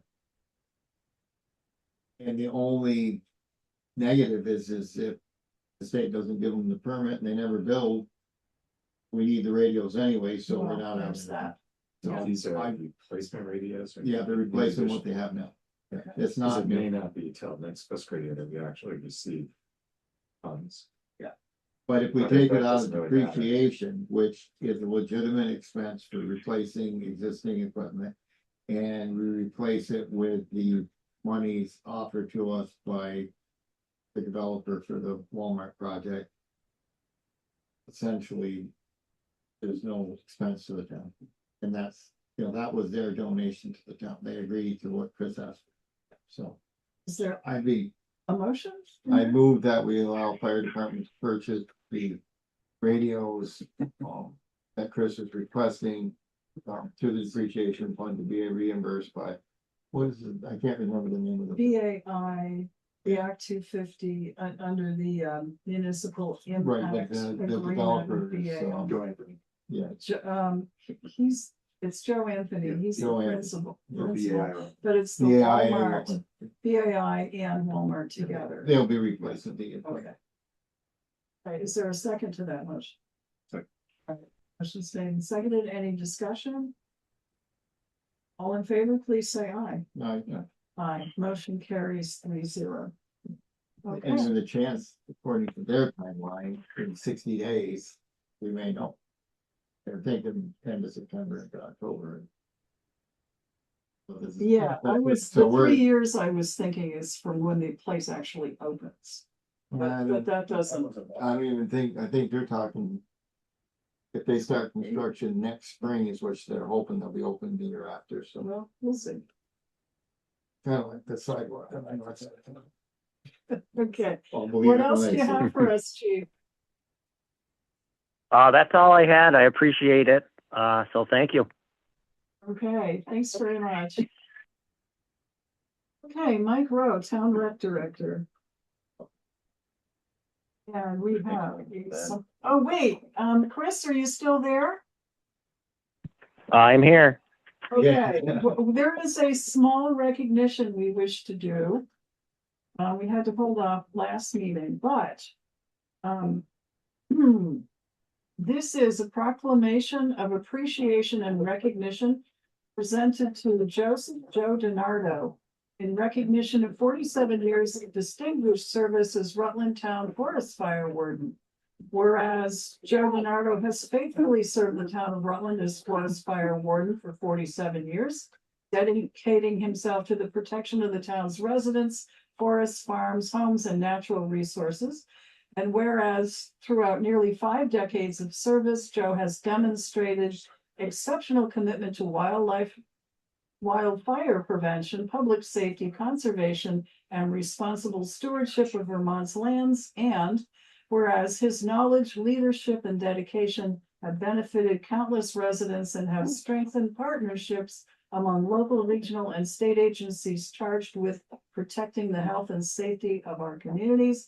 And whereas Joe's unwavering service has helped preserve the character and natural beauty of Rutland Town while ensuring the safety of future generations, last whereas, and whereas his extraordinary record of public service stands as an example of dedication, integrity, and civic responsibility worthy of the highest commendation. Now therefore be it proclaimed that the Rutland Town Select Board hereby extends its deepest appreciation and sincere gratitude to Joseph Joe Denardo for his 47 years of distinguished service as Rutland Town Forest Fire Warden, and recognizes his invaluable contributions to the safety, welfare, and quality of life enjoyed by the residents of Rutland Town. The citizens of Rutland Town are proud to honor Joe Denardo for his remarkable commitment, steadfast leadership, and lasting legacy of public service. Presented this, it was the 28th day, it was supposed to be last meeting. 28th day of July 2026 by the Rutland Town Select Board, and it's signed by the chair. It's one of the fun things I get to. So, Whereas he continues to do the job. thank you very much. We have a case put it perfect. Before it's- I thought that was appropriate. Yeah. Thank you all. Well, Still, thank but we you make for your you wait till the service. end of these meetings to go. Just keep you around. You could tase them anytime. Okay, thank you, Chief. I did want you to hear that. Thank you. Congratulations, Joe. Thank you. Okay, micro. Okay, a couple things. We had talked in committee, when we had a meeting a while ago, about having the Sunday Sisters, and pay for them to bring in their ice cream. And we agreed that that was probably our best option, but we wanted to run it by part of the board, if they're okay with that. We tossed around different ideas as to why that would be a better option. Last year they donated, just that will add to Pretty the hard. cost. This environment donating is getting tougher for everybody with it. Well, I understand. Really. Okay, so you're good with that, I don't need emotions. Is it, yeah, I think. we Okay, if it's in the budgeted. budget, Yeah, then we're good. yeah. Okay. We're all set. I want to thank the people that attended we had a great turnout for our Summer Jam concert series. It ended this past Sunday. We had crowds, very good sized crowds in the 80s and the 60s for these events. And for the first time through, I thought it went over very well. I did happen to see Mr. Getty was there, so if he wanted to elaborate, he could, but he was enjoying the music as well. And other folks around have been there, so I thought it was success, and we'll start building it better for next year. So just to let Thank know. you. Our senior luncheon, which happened last Tuesday in the pouring rain. I didn't think anybody would show up because it was pouring. We had it set up and they all plus like 3 or 4 showed up. So we had like 45 people sitting under the tent we would normally have, but rain, I mean, it was great. I didn't think they would show up and they all came out for the event. So it was awesome. It was really cool. So big thanks to them, and they'll get their information for what we're doing next month and the next couple of months coming up. The sad note, which is always sad, the pool's last day is the 22nd of August. That is a Saturday. We are not open on the 23rd. We will be closing and putting everything away on the 23rd. So just people mark that on the calendars. It's been a very busy summer at the pool because we've had a lot of nice weather at the pool, other than today and forecast for tomorrow. So we are getting done with that.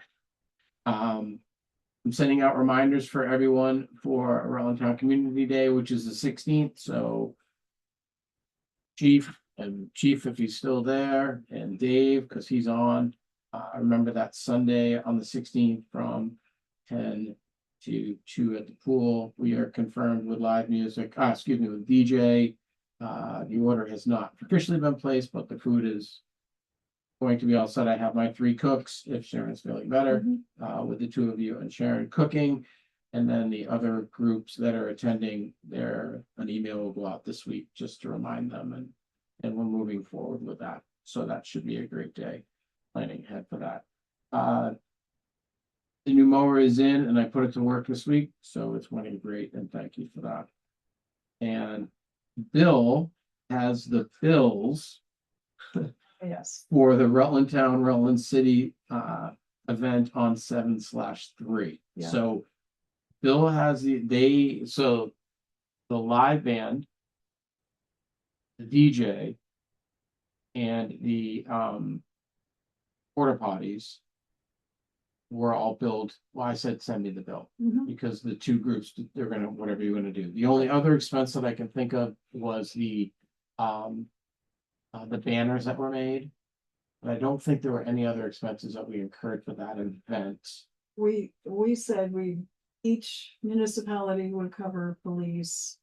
And, any departments that, rec department and so on. So it was, what was the total of that? And the banners, I think we can use again. Maybe? No, the way they were constructed, okay. Okay. The one we have, we can reuse over and over again. Okay. That one was like a one-off knockoff, Okay. because it's got 250 and Okay. it's very Okay. year driven. So the only other costs were, like I said, those three. So however you guys want to do that, Bill has those invoices. So you can commit with the What was the city and total? then, I don't know. to be honest with you, it was I like always 300. It was 300 for the live music. It was 400 for the DJ. If I'm remembering off the top of my head. Sounds right. So there's 700, and then it was 250 for the porta potties. So it's under It's under $1,000. $1,000. Yeah, The two of you to split, which is what you had agreed in our meeting. we'd send in the bills. But I just, whatever you guys want to do, Bill has the actual Yeah, invoices. so Apparently, where are they? I did. Well, you were see- emailed two of them, Okay. and I put the other one in your box for the porta potty, which I told you today. I did that on Monday. So I figured Bill is your conduit, so he should have bills. So my suggestion is we pay and then send the City bill of, for the half to the city.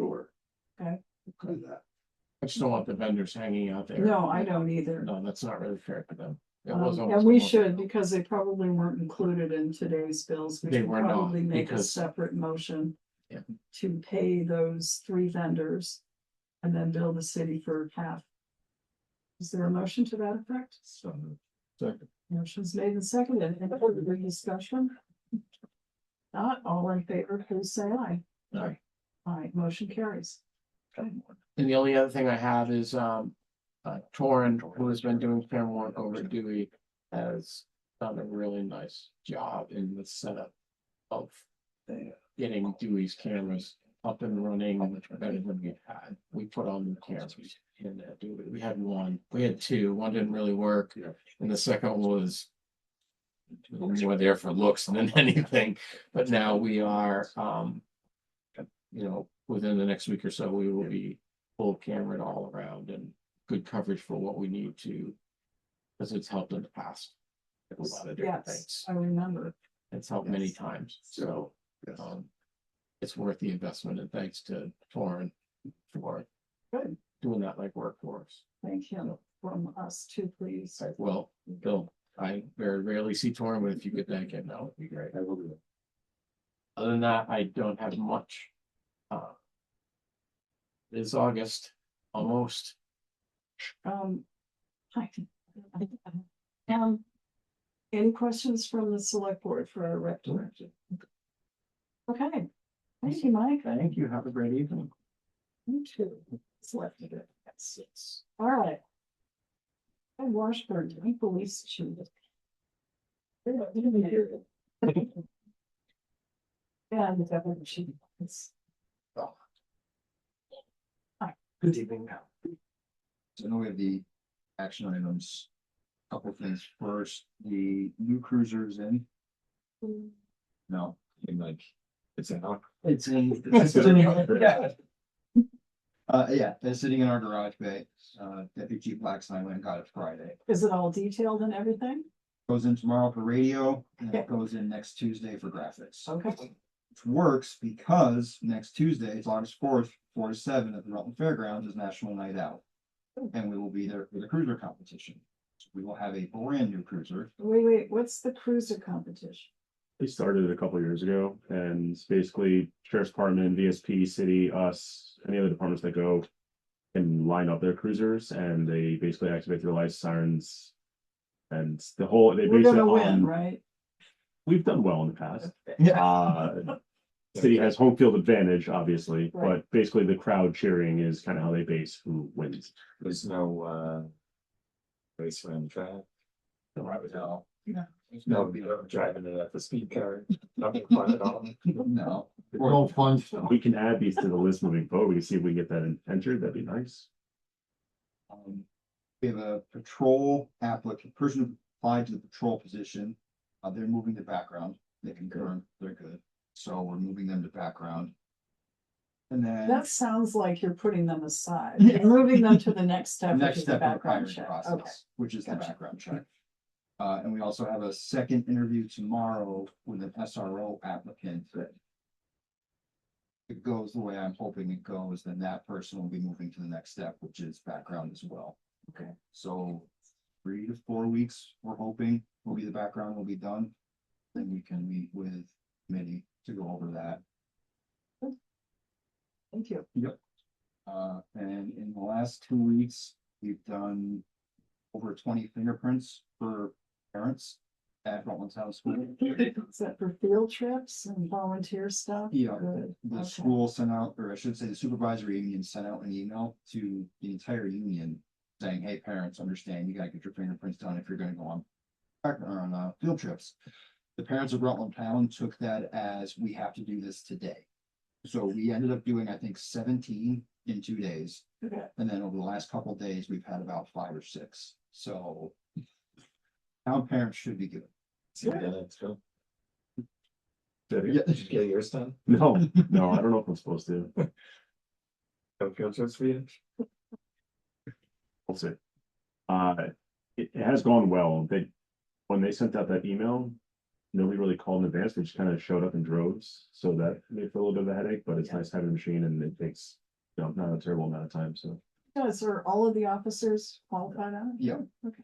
Yes. I know Lynette used to. Does she do it too? I have offered it to Lynette, I don't know how many times. Yeah. She does not want to do it. I don't know why. She does a lot. That's true. So what happens when you run somebody's fingertips and the machine goes like?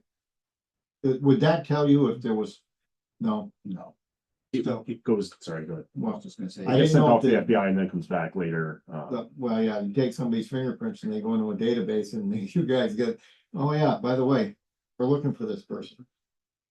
I mean, Yeah. it's potential, right? Yes, so if we're running prints on somebody and we want an immediate answer, we will call FBI and say, hey, here's the fingerprint number.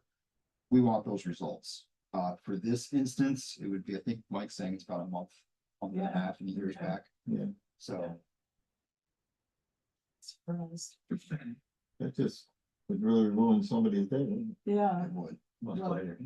A month later. As far as new things, that is it. All right. So we did have a police committee meeting, and as a result, there are a couple of things which are action items. Let's start with E. The defense indemnity and attorney agreement for the town police department.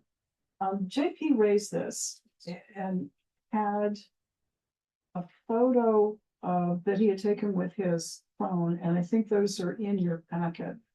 There actually turns out 2 indemnity agreements that we adopted for the police department. One was 4 years ago, one was 7 years ago. And basically, they said, we didn't have any record of what happened to them. We know Josh was chair and we were meeting over at the fire department. So we didn't have records of meetings because this room was under renovation. So appropriately, we should re-adopt. My suggestion is that we run them by town council because, as I said, one's 4 years old, one's 7 years old, and we should probably update whatever. Any comments or suggestions? Matt was part of the discussion of this too. JP was as well. JP and I were both on the select board at the time. At least one of them was adopted. Yes, the indemnity agreement, I believe. Yeah. I mean, I remember, I think voting on this, Yeah. but sometimes things get, Yeah. So to the best of our research, these are both things that were previously adopted. to the best of our knowledge. Yeah. So. It's just I guess. I had this thought about, well, do we need to have these reviewed? Well, maybe we should, but wasn't anything here that gave me pause, and I hate that. Knowing that everyone's been assuming these are good, I hate to suggest that there's a gap, so I would just as soon approve them, and then Kevin thinks we need to change something, we can always update it. Later. My suggestion was that we reapprove or readopt them, so there's no question but what there's. Ratify, perhaps. Ratify, they have been That's in good, I effect. like that. Yeah, I like that too. Okay, so I'm gonna move that we ratify both of these. It's the defendant and the fine, training the fencing, and the fee agreement for motor vehicle. Okay, motion's been made. Is there a second? And seconded. This is for both the motor vehicle use and the civil suit. Yeah. Civil Can I just ask where those documents will live? Oh, Bill's got a much better filing system than before. Yeah, He just gave a big sigh, and I think he knows it's coming his way, but I'd just like to know where they're gonna be. well, Yeah. there's no reason why we couldn't do duplicates and make sure that some resides up at the police department as well. Yeah, that'd be perfect. That's, Okay. yeah. Yeah, I mean, it just makes Thank you. sense. In fact, we probably also want to put them in our policy books for the select board, so. I mean, If you could, so we'll take the action tonight, but if you could do I have something to sign here or to circulate? I give you originals to sign. You did, actually you did. So this one is set up for current board signatures. This one still has the old date and it just summer use, so I think maybe you just. Ratified, Ratified Okay. with today's date and then. and it's set up for first constable, second constable and fire chief. You're out of it. Yeah. And then So we maybe- might wanna, we can do this tonight to ratify it, but we might wanna redo the, Perhaps we want to Yeah. just notify. Sharing. Or if they want. just if they my want to sign suggestion, this. if we do it. Yep. Do it with the town seal on it. Just, well, if you're gonna do the copy, Oh, sign, have the seal, You want on letterhead. on the letter. Um, These are. The way these exist is how they came out originally. Right, So that's, I didn't change any of this. This is how they were provided. yeah, okay, and then we can just, so, we well, can vote tonight, to ratify and just sign them on an updated version. okay. So the motion's been made to ratify these two policies. Any further discussion? If not, all in favor, please say aye. I Aye. Motion carries. kind of like seeing the town seal on stuff we do like that. Yeah.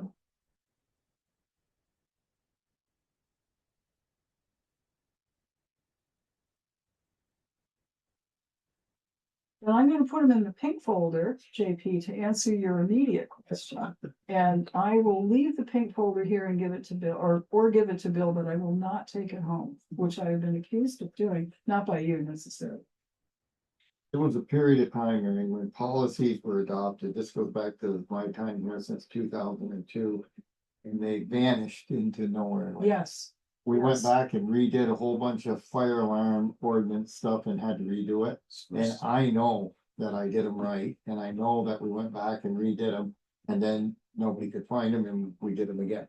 So I do believe that Bill has a much better system of where this stuff goes. We've come a long way. Yes. Are we signing now and again later, or are we just gonna do this later? Well, one is, I was gonna put ratify here.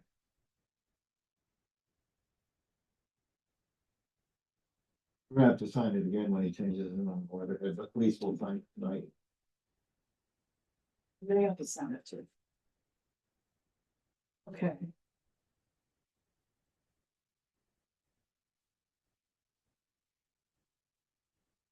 So, do we, so this has every officer on, does every new officer hire have to sign on when they're hired, or is this, I mean, or can we just put the chief sign for the department? No. The chief sign it. He said, yeah. Yeah. We just had the What he chief said. say what he said. What he said. Quite that. Yeah. No, we do, I'm gonna sign it anyways, just Heck, that's so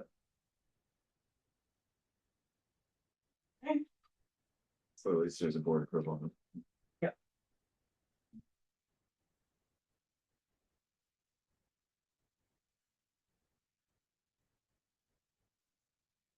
Oh, yeah. That one, sure.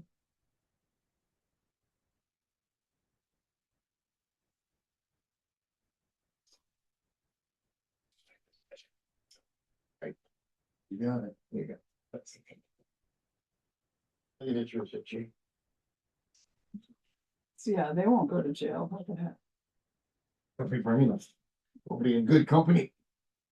Okay, thank you. JP, you gotta sign this.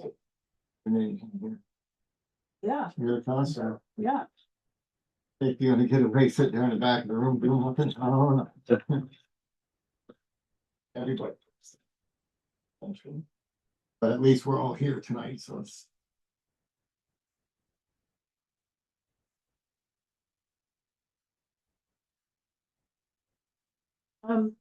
Another matter that came up at our police committee meeting, and also brought to our attention by JP, is F, action items. And this was when we were doing the personnel policy, Matt and I, a while ago, which we choose to not think about too much. JP brought to our attention, and we didn't take action on it at the time, and we should have done, that police officer retention is treated under state statute differently, once they've been hired and hired for at least a year. And we did not modify the personnel policy to reflect that there's a little bit of difference on how police officers are treated. So I did email Kevin, and actually he replied from the Grand Tetons before he was home. And he agreed, you're correct. And he will do a revision for our personnel policy so we can get that done. Thank you. Yeah, well, thank you for calling it to our attention. So that takes care of those two items. We are in ongoing discussion about what we do in the future in the upcoming budget year. I know it's hard to think about. We just started one, but we've got another budget year coming up beginning in September, October. A possible pay scale to compete, maybe not directly, but compete at our level for how we compensate our police officers and give them some certainty so that we can attract good qualified folks and not have them,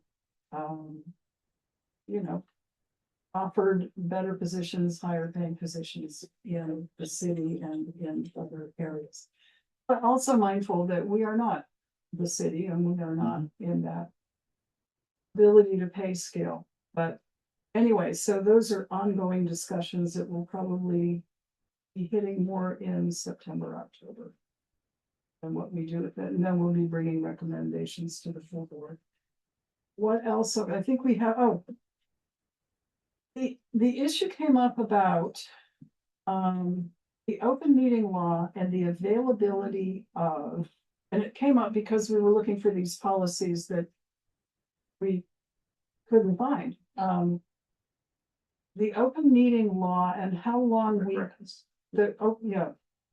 well, I guess they're all related, but the records retention of the digital recording of all committee meetings, not just the select board, how long we retain them, what the state statute says about them. And it had been our practice, and there was a change in the state statute last year. It had been our practice to, once the minutes were adopted for the select board meeting, to then destroy the record because we did the recording because we didn't need any.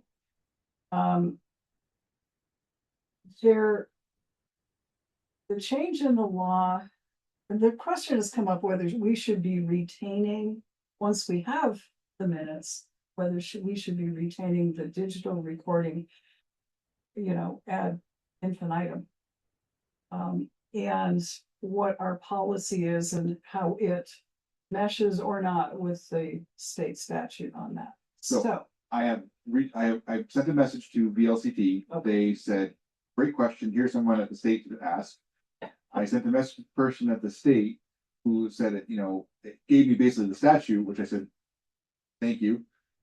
But I gave them the scenario, like, it comes down to, are the committees considered an advisory body or not? And the definition doesn't make it exceedingly clear. So I asked them again, and they're like, interesting question, we'll get back to you. Yeah. So they have not responded with a follow-up as of yet. as it also came up whether we should be adopting the minutes or approving the minutes of our subcommittee meetings, but we don't. No, Who because does it? they're There's no just quorum. they're informational, Well, that's, and they're not, like, there's nothing there, it's just all it is a review or an account of what was discussed. If the committee finds something worth bringing to the board's attention, which we often do, we always do. You ask us to review something and then the board votes on it. I mean, no action can be taken by a committee. Because there's only two of us. And so, to me, the committee meetings are gathering information and fact finding and not any kind of. it's not a final decision. No, there's nothing that can, so if our police committee meets with the police department and they wanna buy a cruiser. They come to the full board and said, this is what we discussed. Highway comes and we wanna buy an excavator, we come to the board, and how do we go forward, so. I don't know, I mean, you could. Do we keep the copies that Bill transcribes from the recordings for, the committee meetings? I don't know, cause we always review them. In this We meeting, keep these minutes get kept. right, The question is. do we need to keep the minutes from the committee? Recorded. Well, recording, I mean. And so there's sort of the third question. Why not? which I is- mean, I you suppose- know as well as I do that if something comes up that you gotta get in the weeds on, the minutes will leave you frustrated as to detail. Whereas with today's electronic storage, it would seem to me more prudent to have those things so that we can reference them. Which is, I was gonna say, that's the third question is like, what is the technological? Is there any Capacity? reason, do we have any Yeah. capacity limit? Well, it's gonna be a yes and no question. Currently with the server we have that is the hardware-based server in-house, yes, we do. As we start migrating more things away from physical server to cloud-based servers, the entirety of the videos that I have to date, just board meeting and planning commission meetings, well exceed the regular limit that we're allocated as part of our regular license. So as it stands now, for me to move those things to a digital base from our server, we will incur an ongoing and forever ongoing software license increase, and it perpetually will increase. If we've kept all the committee meetings, I can't even tell you how much data that was. So the cost of this, Ted and I talked about this today, like it's not even as much as what you're doing, it's how long you want to keep it for. And how much you want of it. So the meetings, the board meetings and planning commission meetings, we upload to YouTube just because it's an easy place for people to access it. And more people watch there than probably go read the minutes online. The committee meetings, we could do that as well. And if you want, but I don't know if that would be considered like a permanent Public. But when once you upload those, we still keep it somewhere on our server? Yes, Or, the board meetings and planning commission meetings, yes. I do. so yeah, I guess I would wanna know. Like, what kind of cost we would be looking at, cause it's, the data, I would think would be. Pretty significant. I never really looked into it because I just, I started looking at that day, as this is part of what we're moving towards, away from physical hardware and the cloud storage, because that makes it easier for everybody to get to it. Does it cost to upload it to YouTube? Well, that would suffice. It might, I But mean, that's does part of it- the question, I think, for League of Cities and Towns. too. I mean, Yeah, I to don't me- know if YouTube would consider it permanent storage. Yeah, Like that's, if they decide one day they're done, then. But if everything's our gone. policy doesn't, I mean, that's the issue, is if they go hand in hand, like we So- could adopt a policy for that says, we're just gonna upload and then delete. You know, so that we're not having to pay. for this. The typical handling of the videos for committees was. There was a lot, there's been always been conversation with state about record retention, and so they become a transitory record once you go through the meeting and you review the minutes and there's no changes. Anything used to create the minutes become transitory and has zero, there's zero retention policy for it. It says like zero, if there's zero retention for it, it doesn't have to be kept. Yes. I could see keeping board meetings where we make Select decisions, but committee meetings. No, because committee meetings are just discussions about stuff, and then because there's no action taken.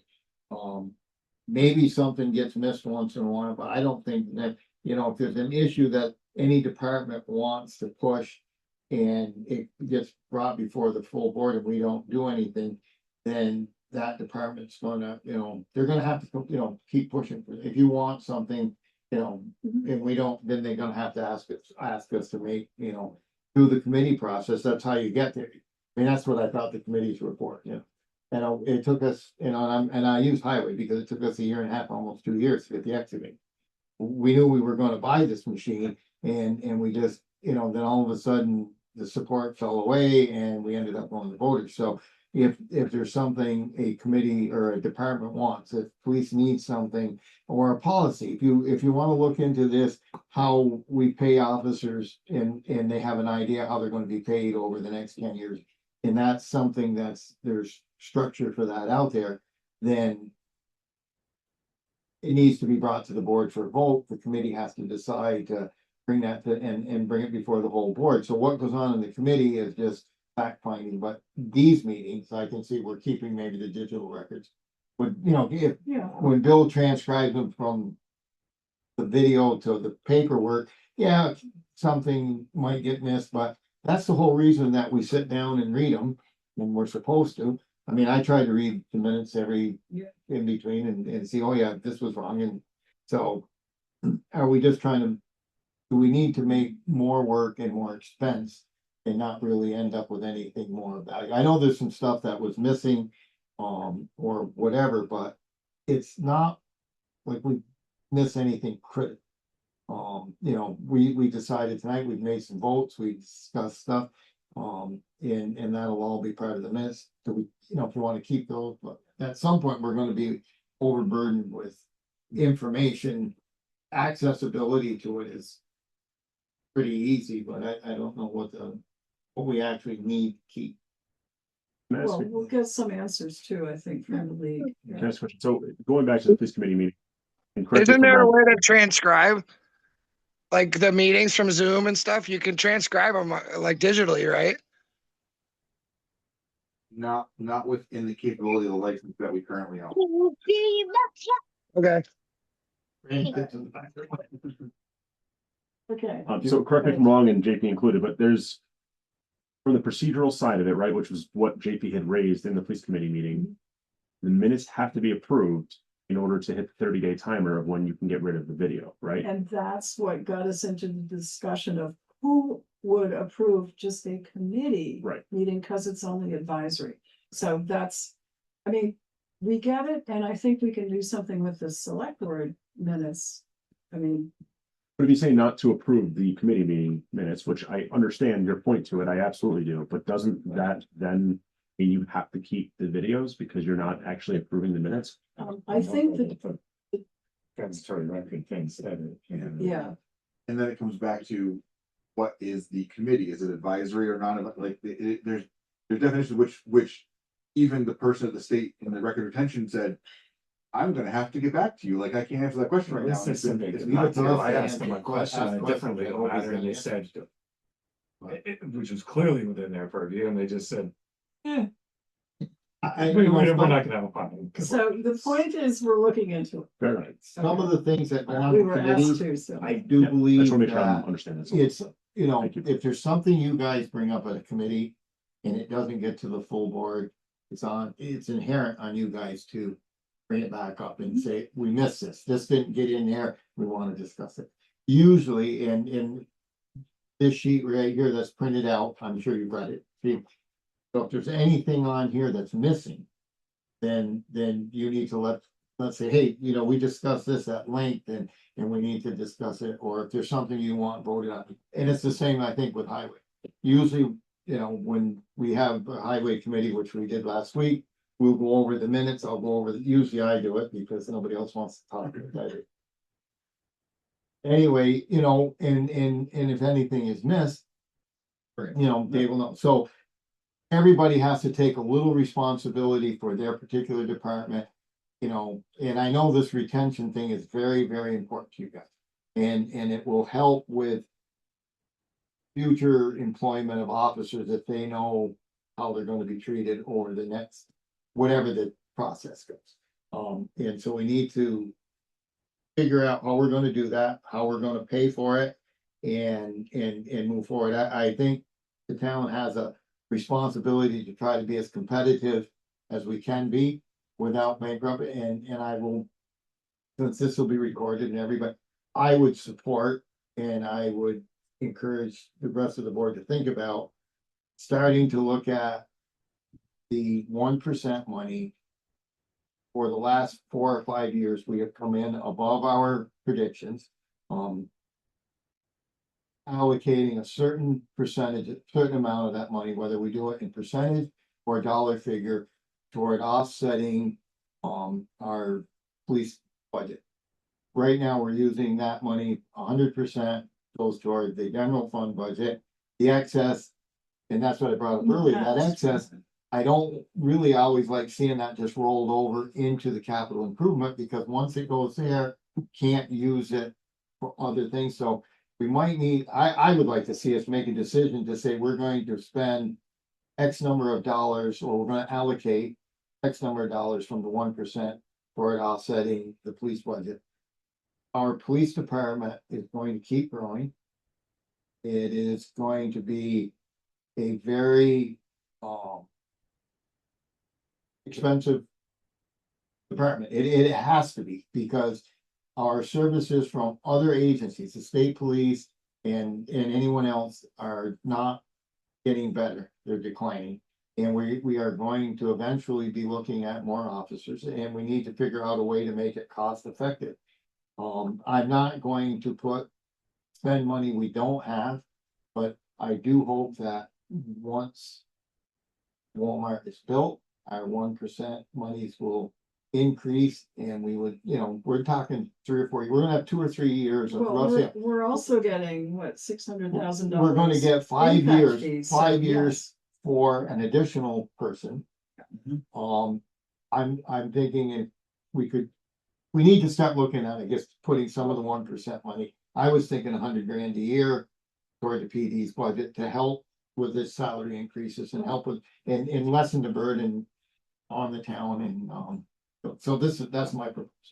We can talk about it. It's out there. Well, the police committee does have it. It's something. Well, I discussion. want to make sure everybody knows. You've said it now for the past 3 meetings, so yeah, good. Yeah, Good. I mean, it's on the record It tonight. won't get lost. So, anyway. The other thing we have to consider, and I've been thinking about this actually quite a bit, and that is what happens if the voters vote down any particular budget, and it has happened. And what do we then do, and what's the priority? Do we keep the senior officers?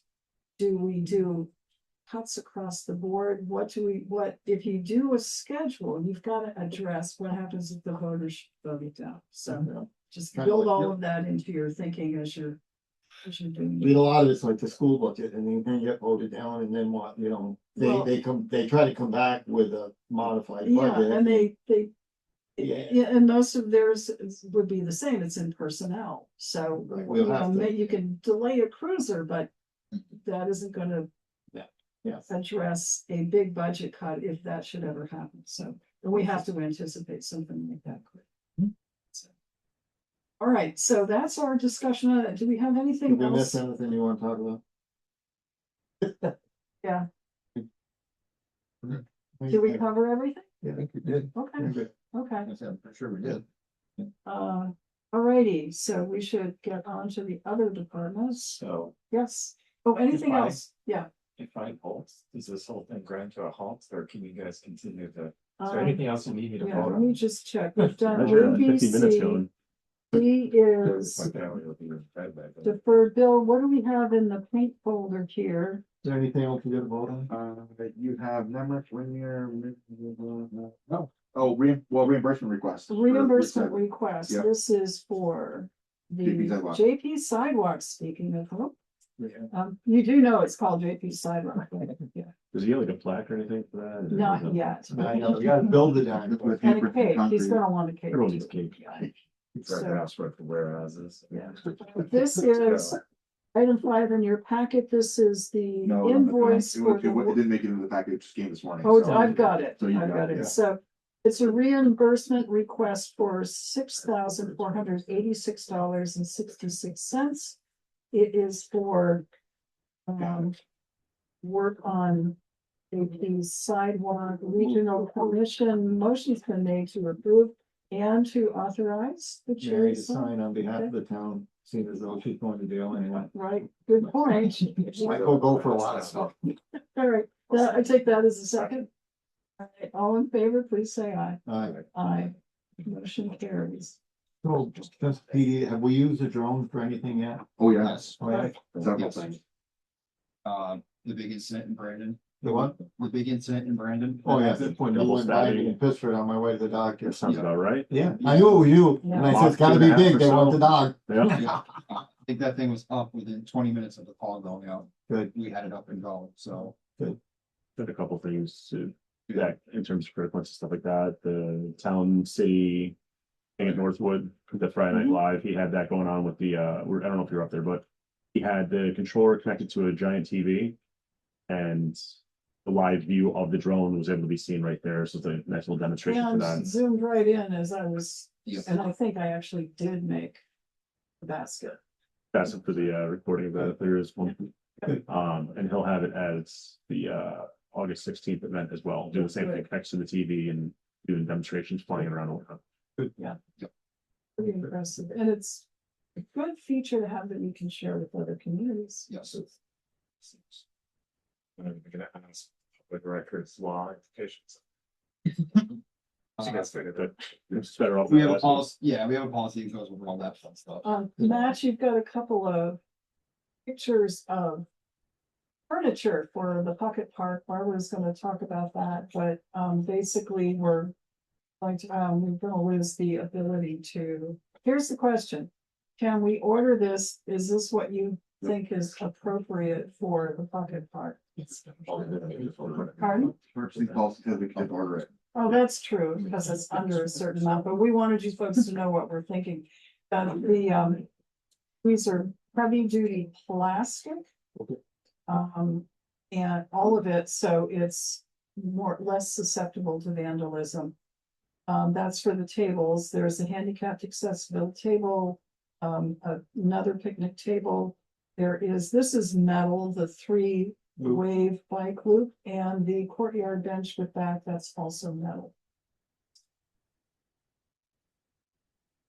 Oh, and we're also requesting, but we haven't seen the quote, we're gonna go out to get quotes on the fencing, which will be vertical fencing. So, but we're waiting for a few more steps from. Yeah, back to Robert Clark.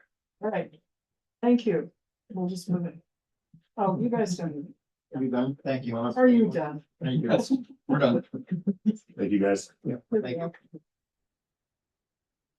Okay, Dave Sears, town hall commissioner. I'm still here. We're losing our quorum, so. I see that. I don't think I want to spend any money tonight, so it's okay. Oh, we planned it that way. All right, perfect. So, because breakfast is on its way, I'm going to be really quick because we had, in reference to your last discussion, a 3-hour and 15-minute committee meeting that Joe has to go over, which is 2 pages long. So, put that on the cloud somewhere and hang on to that forever. So we had a a couple tree issues over the last couple weeks. One on West Proctor Road.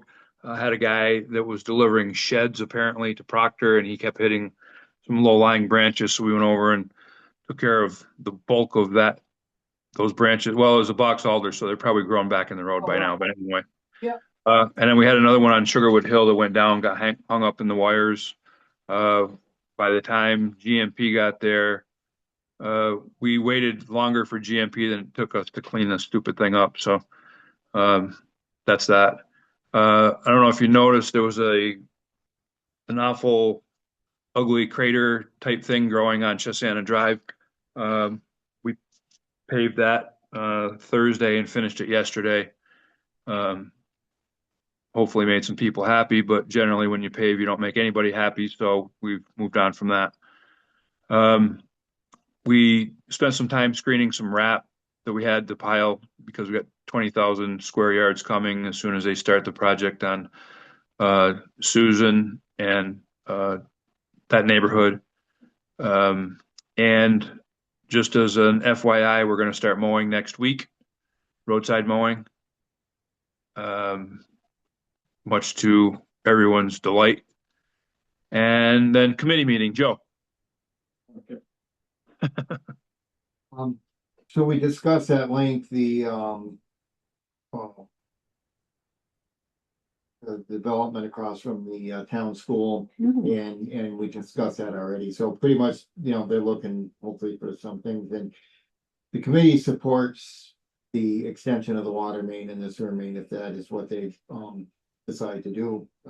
The city, I think, would be on board because that'll get rid of the dead end main at the school, which they're all in favor of.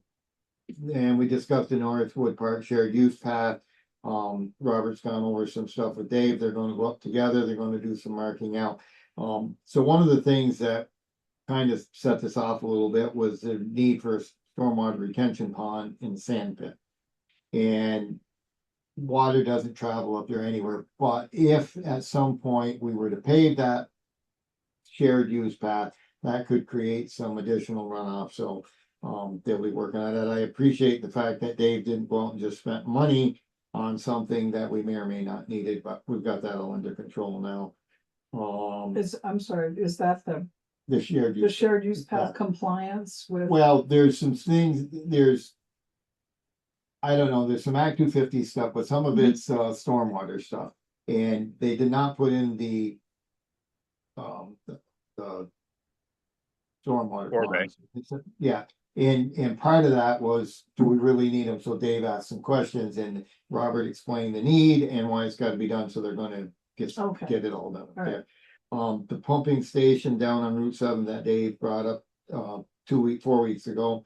The plan is probably to have Otter Creek look at that. We may redesign that, put some kind of vault in there to make future replacement of valves and fittings way simpler than what it is now. And where is it? It's right in the vicinity of where Big Lenny used to park on Route 7. There's a vault there for the pumping station. Yep. It's a 6 or 8 inch force main, and there's some leakage in there that's got to be fixed. So we need to get it. The thought is redesign it to a more usable, repair friendly. This is not a repair friendly system they put in. Is this water or sewer? Sewer. So So we got enough money in our sewer? we got account? some back. Well, that's true. So we don't know what the cost is going to be, but it's one of those things. We could put a Band-Aid on it, try to fix the valves that are there. And then they break next week again and we start over. And if we're looking at maybe this development happening and some additional sewage, we should probably make this right and do it just one time. It is a poorly designed system. And it would not be designed that way now. Yeah. This is when the school got the sewer line done and Cooley did it. And then they went bankrupt and somebody else had to finish it. So it was, I think, my personal thing, I think it was just a shortcut to get done because it was expensive. We decided to go along with the upgrading of that short section of Quarter Line Road to Class 3. Okay.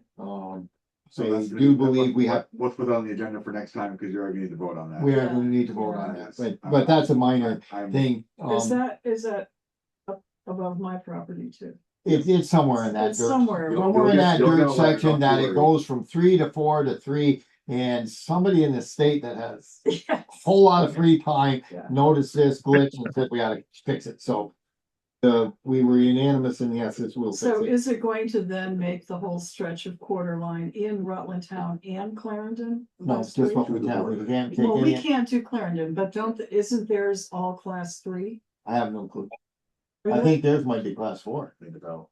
And they were pounding on us. Well, because ours goes from 3 to 4 to 3 and they don't understand. I guess, is that pretty close, Dave? Yeah, we've got, they've actually got a map that designates a section of the paved section of Quarter Line as class 4. So it's class 3 from Boardman Hill up to a point. Then it Yeah.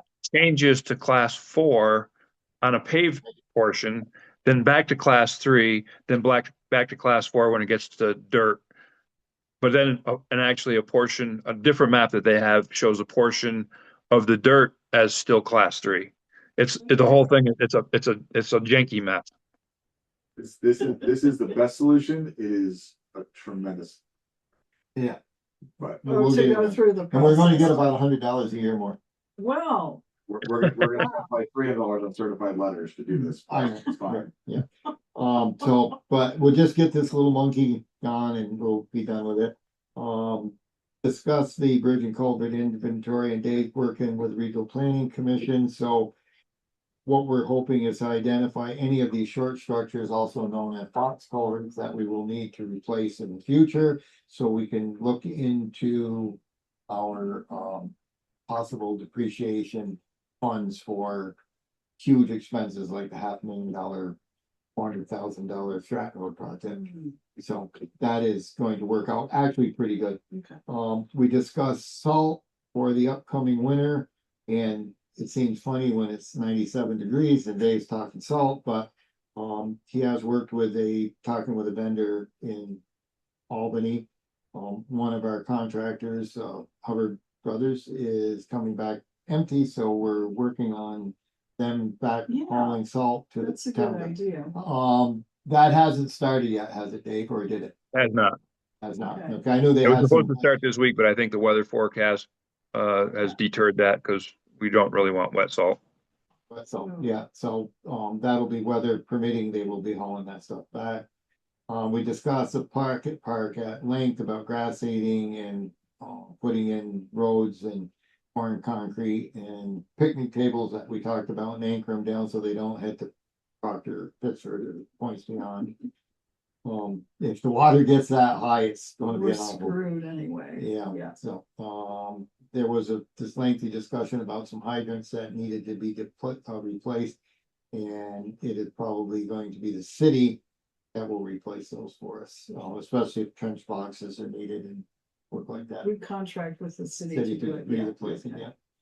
Can I ask a quick hydrant question real quick from the former fire chief?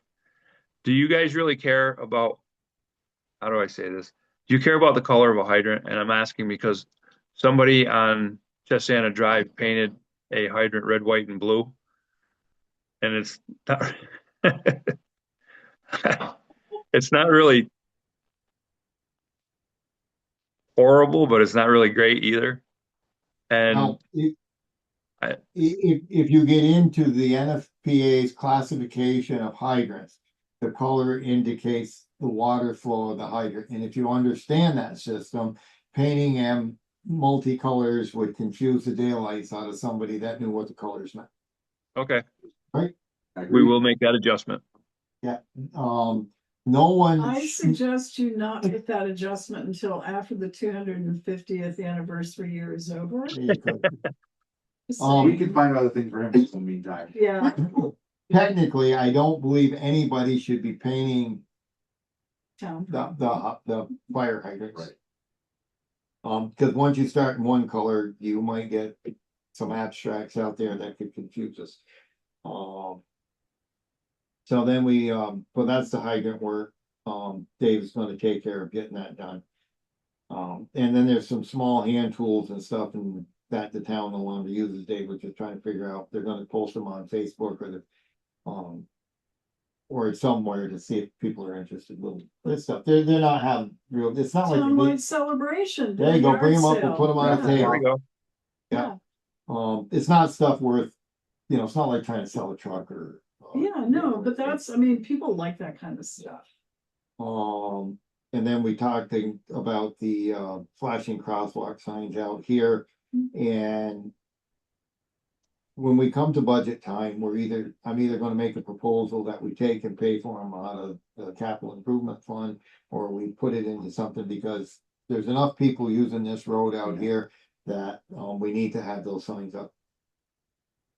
And you're going to be installing your weather monitoring signs at some point, and we were talking about speed signs that could be put with those, but they run at about $6,000 a piece, so we have to decide whether but those could be added later to this.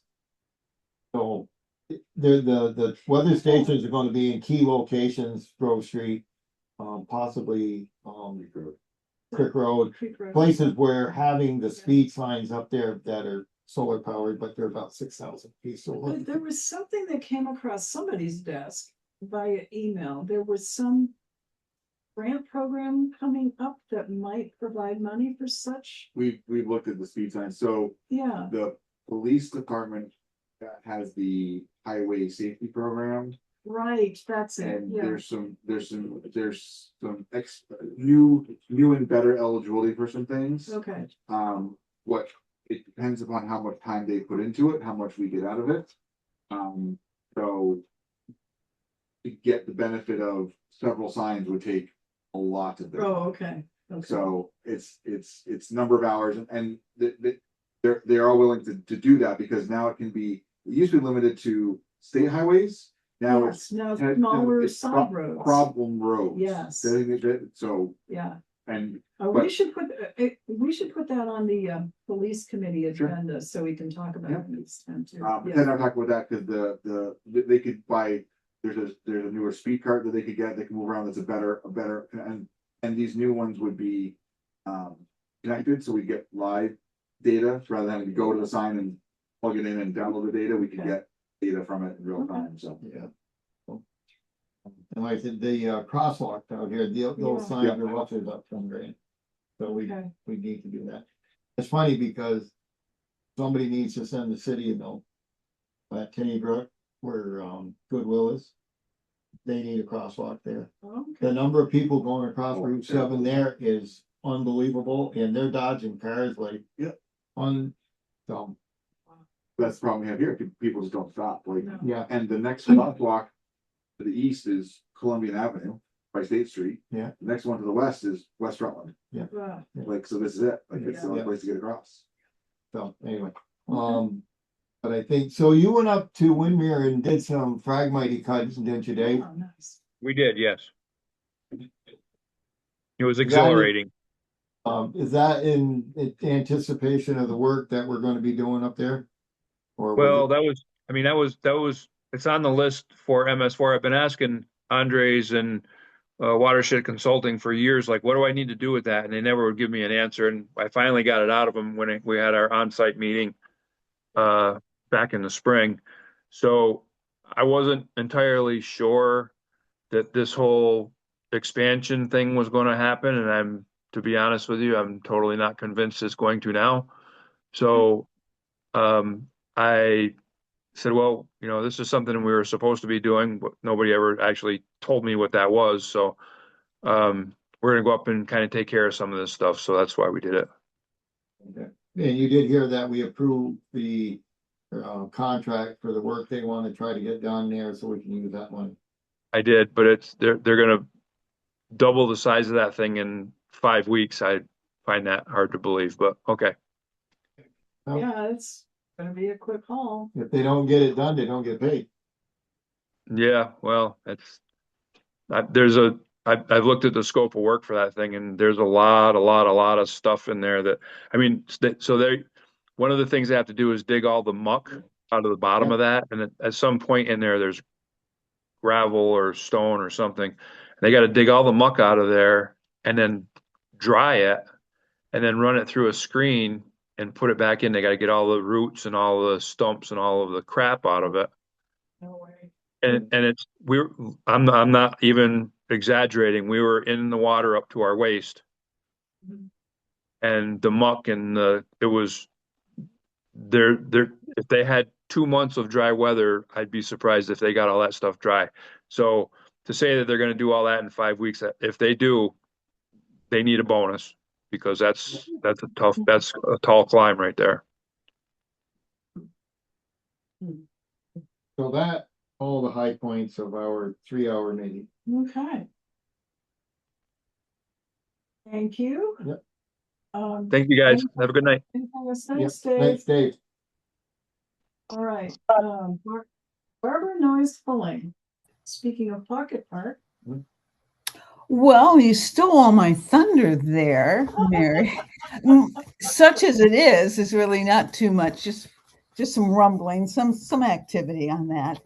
But I did want to tell Bill that if he wants to continue drilling down on the open meeting law and advisory groups and non-advisory groups, the Secretary of State's office is all over the open meeting law. So so it's not even open meeting law. It's the records retention. It's the after the meeting's over. It's how we handle it. So we have no problem with the access to the meeting. It's what do we do with the recording of the committee meeting once the minutes are approved. Yeah, I think they can help you with that too. Okay. We might have created our own issue there because we probably didn't have to warn and record and provide minutes for the select board subcommittees, but we did because we wanted the public to be aware of it. And in case the third select board member wandered into it. So, and now Well, we're kind of the like. meeting we had the other day, That's right. there was 3 of us. There were 3 of us. Technically, that's a warned meeting. That's right. And if something we did come up, we could have voted. Could have, yeah. Yeah. So I think warning the meetings, taking minutes is okay, but this committee meeting and treating them the same as a board meeting it's is not unnecessary. You're right. They're, the board meeting, maybe we need to do something, keep those recordings for a while. Yeah, it but- sounds like we probably should. Yeah, So, but I wouldn't, anything where we're gonna take action, yes, anything where it's just advisory or informational, no. And So with the subdivision bylaws, going back to that briefly, during this meeting, I was checking on state statute there. If you make any minor changes to the proposed bylaw, you shall not do it less than 14 days prior to the final public hearing. Okay. And and that's scheduled for August 11th, which is primary election day. Yeah. Okay. Yeah. And I don't think we might have to do a different final one or possibly send it back to the planning commission because Marie raised a fair point about that section B under exemptions and when combining or not combining lots. So that really does kind of need a closer look. Yeah. So we might not be adopting the bylaws right after our meeting on the 11th. But you might have to have another public hearing, a third We one. probably would. We probably would have to, yeah. Yeah. Unfortunately. It doesn't. you put this much work into them, we might as well get them right the first time. Right. Yeah, and then there's a time factor of going back to the planning commission. And we need to change some of the reporting that's been done. So, our meetings aren't synced up perfectly. So there's that factor too. Yeah. So yeah. We're working through the final design and the equipment for that. I still need to get with GMP on where the kiosk is. And once we get that settled, we'll have a better idea of how much signage we will have initially here with the Pocket Park.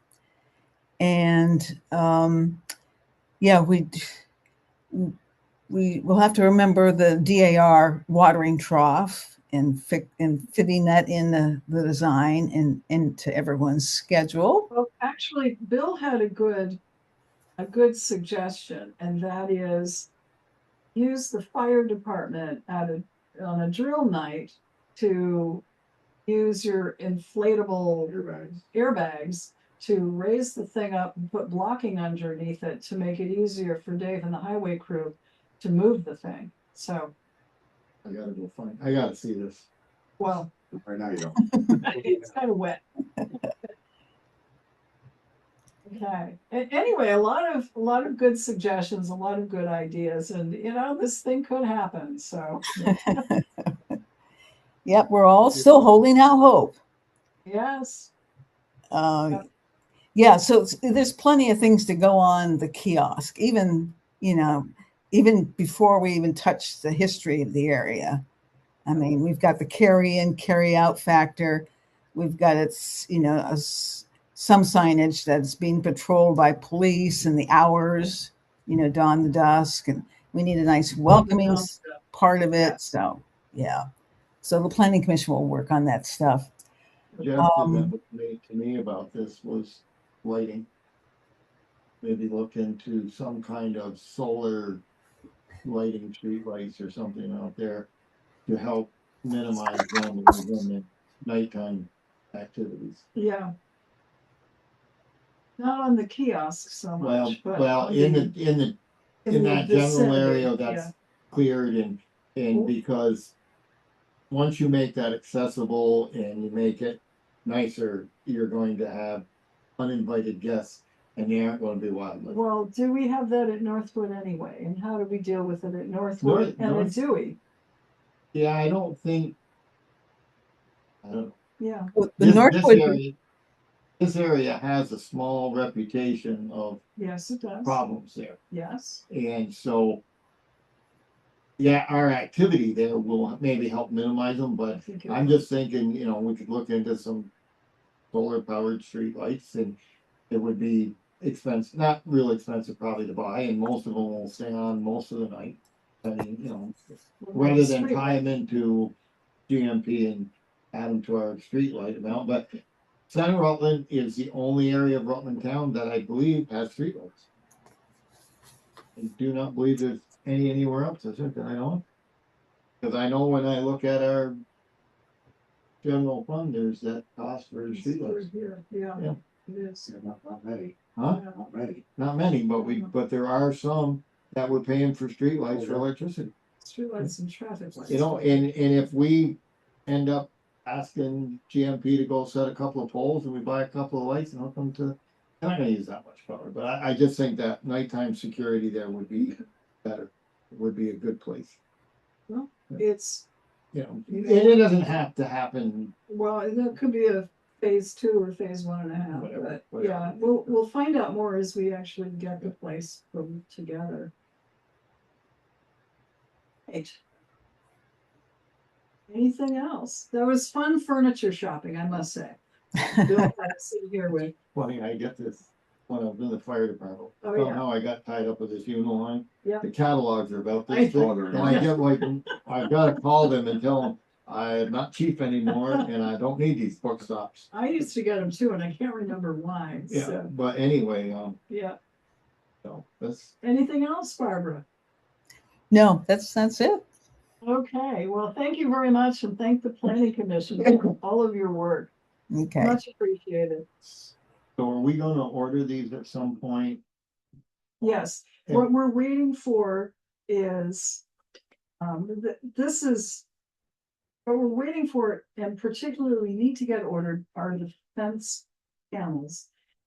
But we need to go through, local vendors because they're gonna have to do the whole installation. So we need to get bids on installing the fencing. We're gonna give them a suggested, this is kind of what we want it to look like, as opposed to specifying exactly, who they have to buy it from.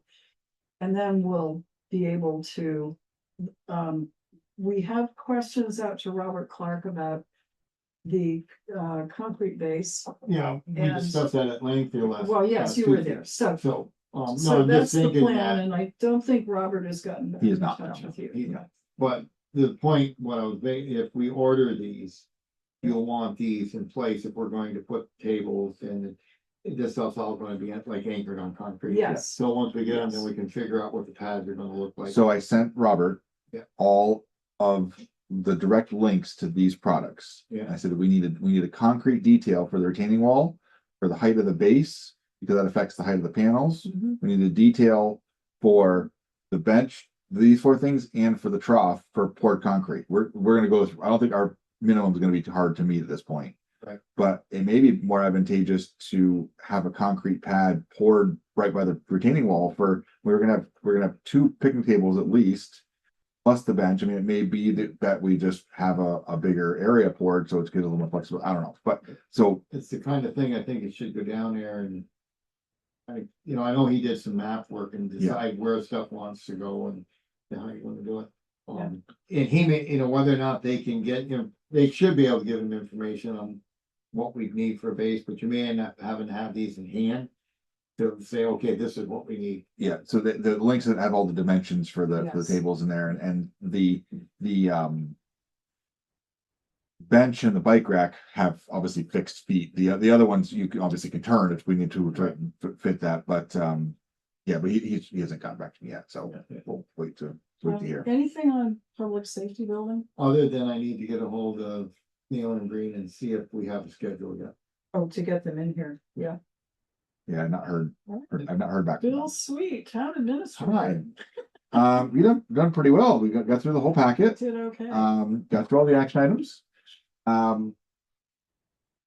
So I will be gone next week. Okay, So we need to do the meeting agenda for the 11th this week, okay, yeah. but it's gonna be short. Cause it's Yes, gonna be an because abbreviated it's meeting. it's like, what time did we say we were gonna meet on the 11th? 6. At 6. And we're gonna do we want the public hearing for 6:30 again. But we pretty much have to get out of here by the time polls Before close 7. because they do counting up. Right. So it's So actually a little bit later than My- that by the time stuff comes over. my thought was I would send a message to the department head saying, if you have something you want to bring up to the meeting, send it to me and they don't have to come. And I that- think that's fine. Basically, what we have to do is we have to pay the people Yep. and we have to pay the bills. Yep. And anything else Yep. is, yeah, Extra. okay. And I think they'll just work and. that So will- you're back for that meeting, Yes, but you're gone next I'm week. just gone next week, Okay. Monday through Friday. I'll Alright. be out of state. Okay. And. The pocket park things, that was everything I had. Everything else. Okay, we do have a thank you note. Oh, yes, we do. From Bridget Parks, thank you for the scholarship and for helping me further my education. Here we are. And I think our meeting fell apart quite a while ago, but still. Yeah, so we got everything done, we got people paid, we got everything signed, we that got needed the to be stuff. signed, I believe Yeah. we're all good, here. We got 3 signatures, that's Yep. all we need. Yeah. Yep. We're good. We Move got to you adjourn. proclaimed. We can't even We vote. can't even vote on it. Okay. This The will be meeting is suspended, over at suspended at. 13 minutes to 9. Yes.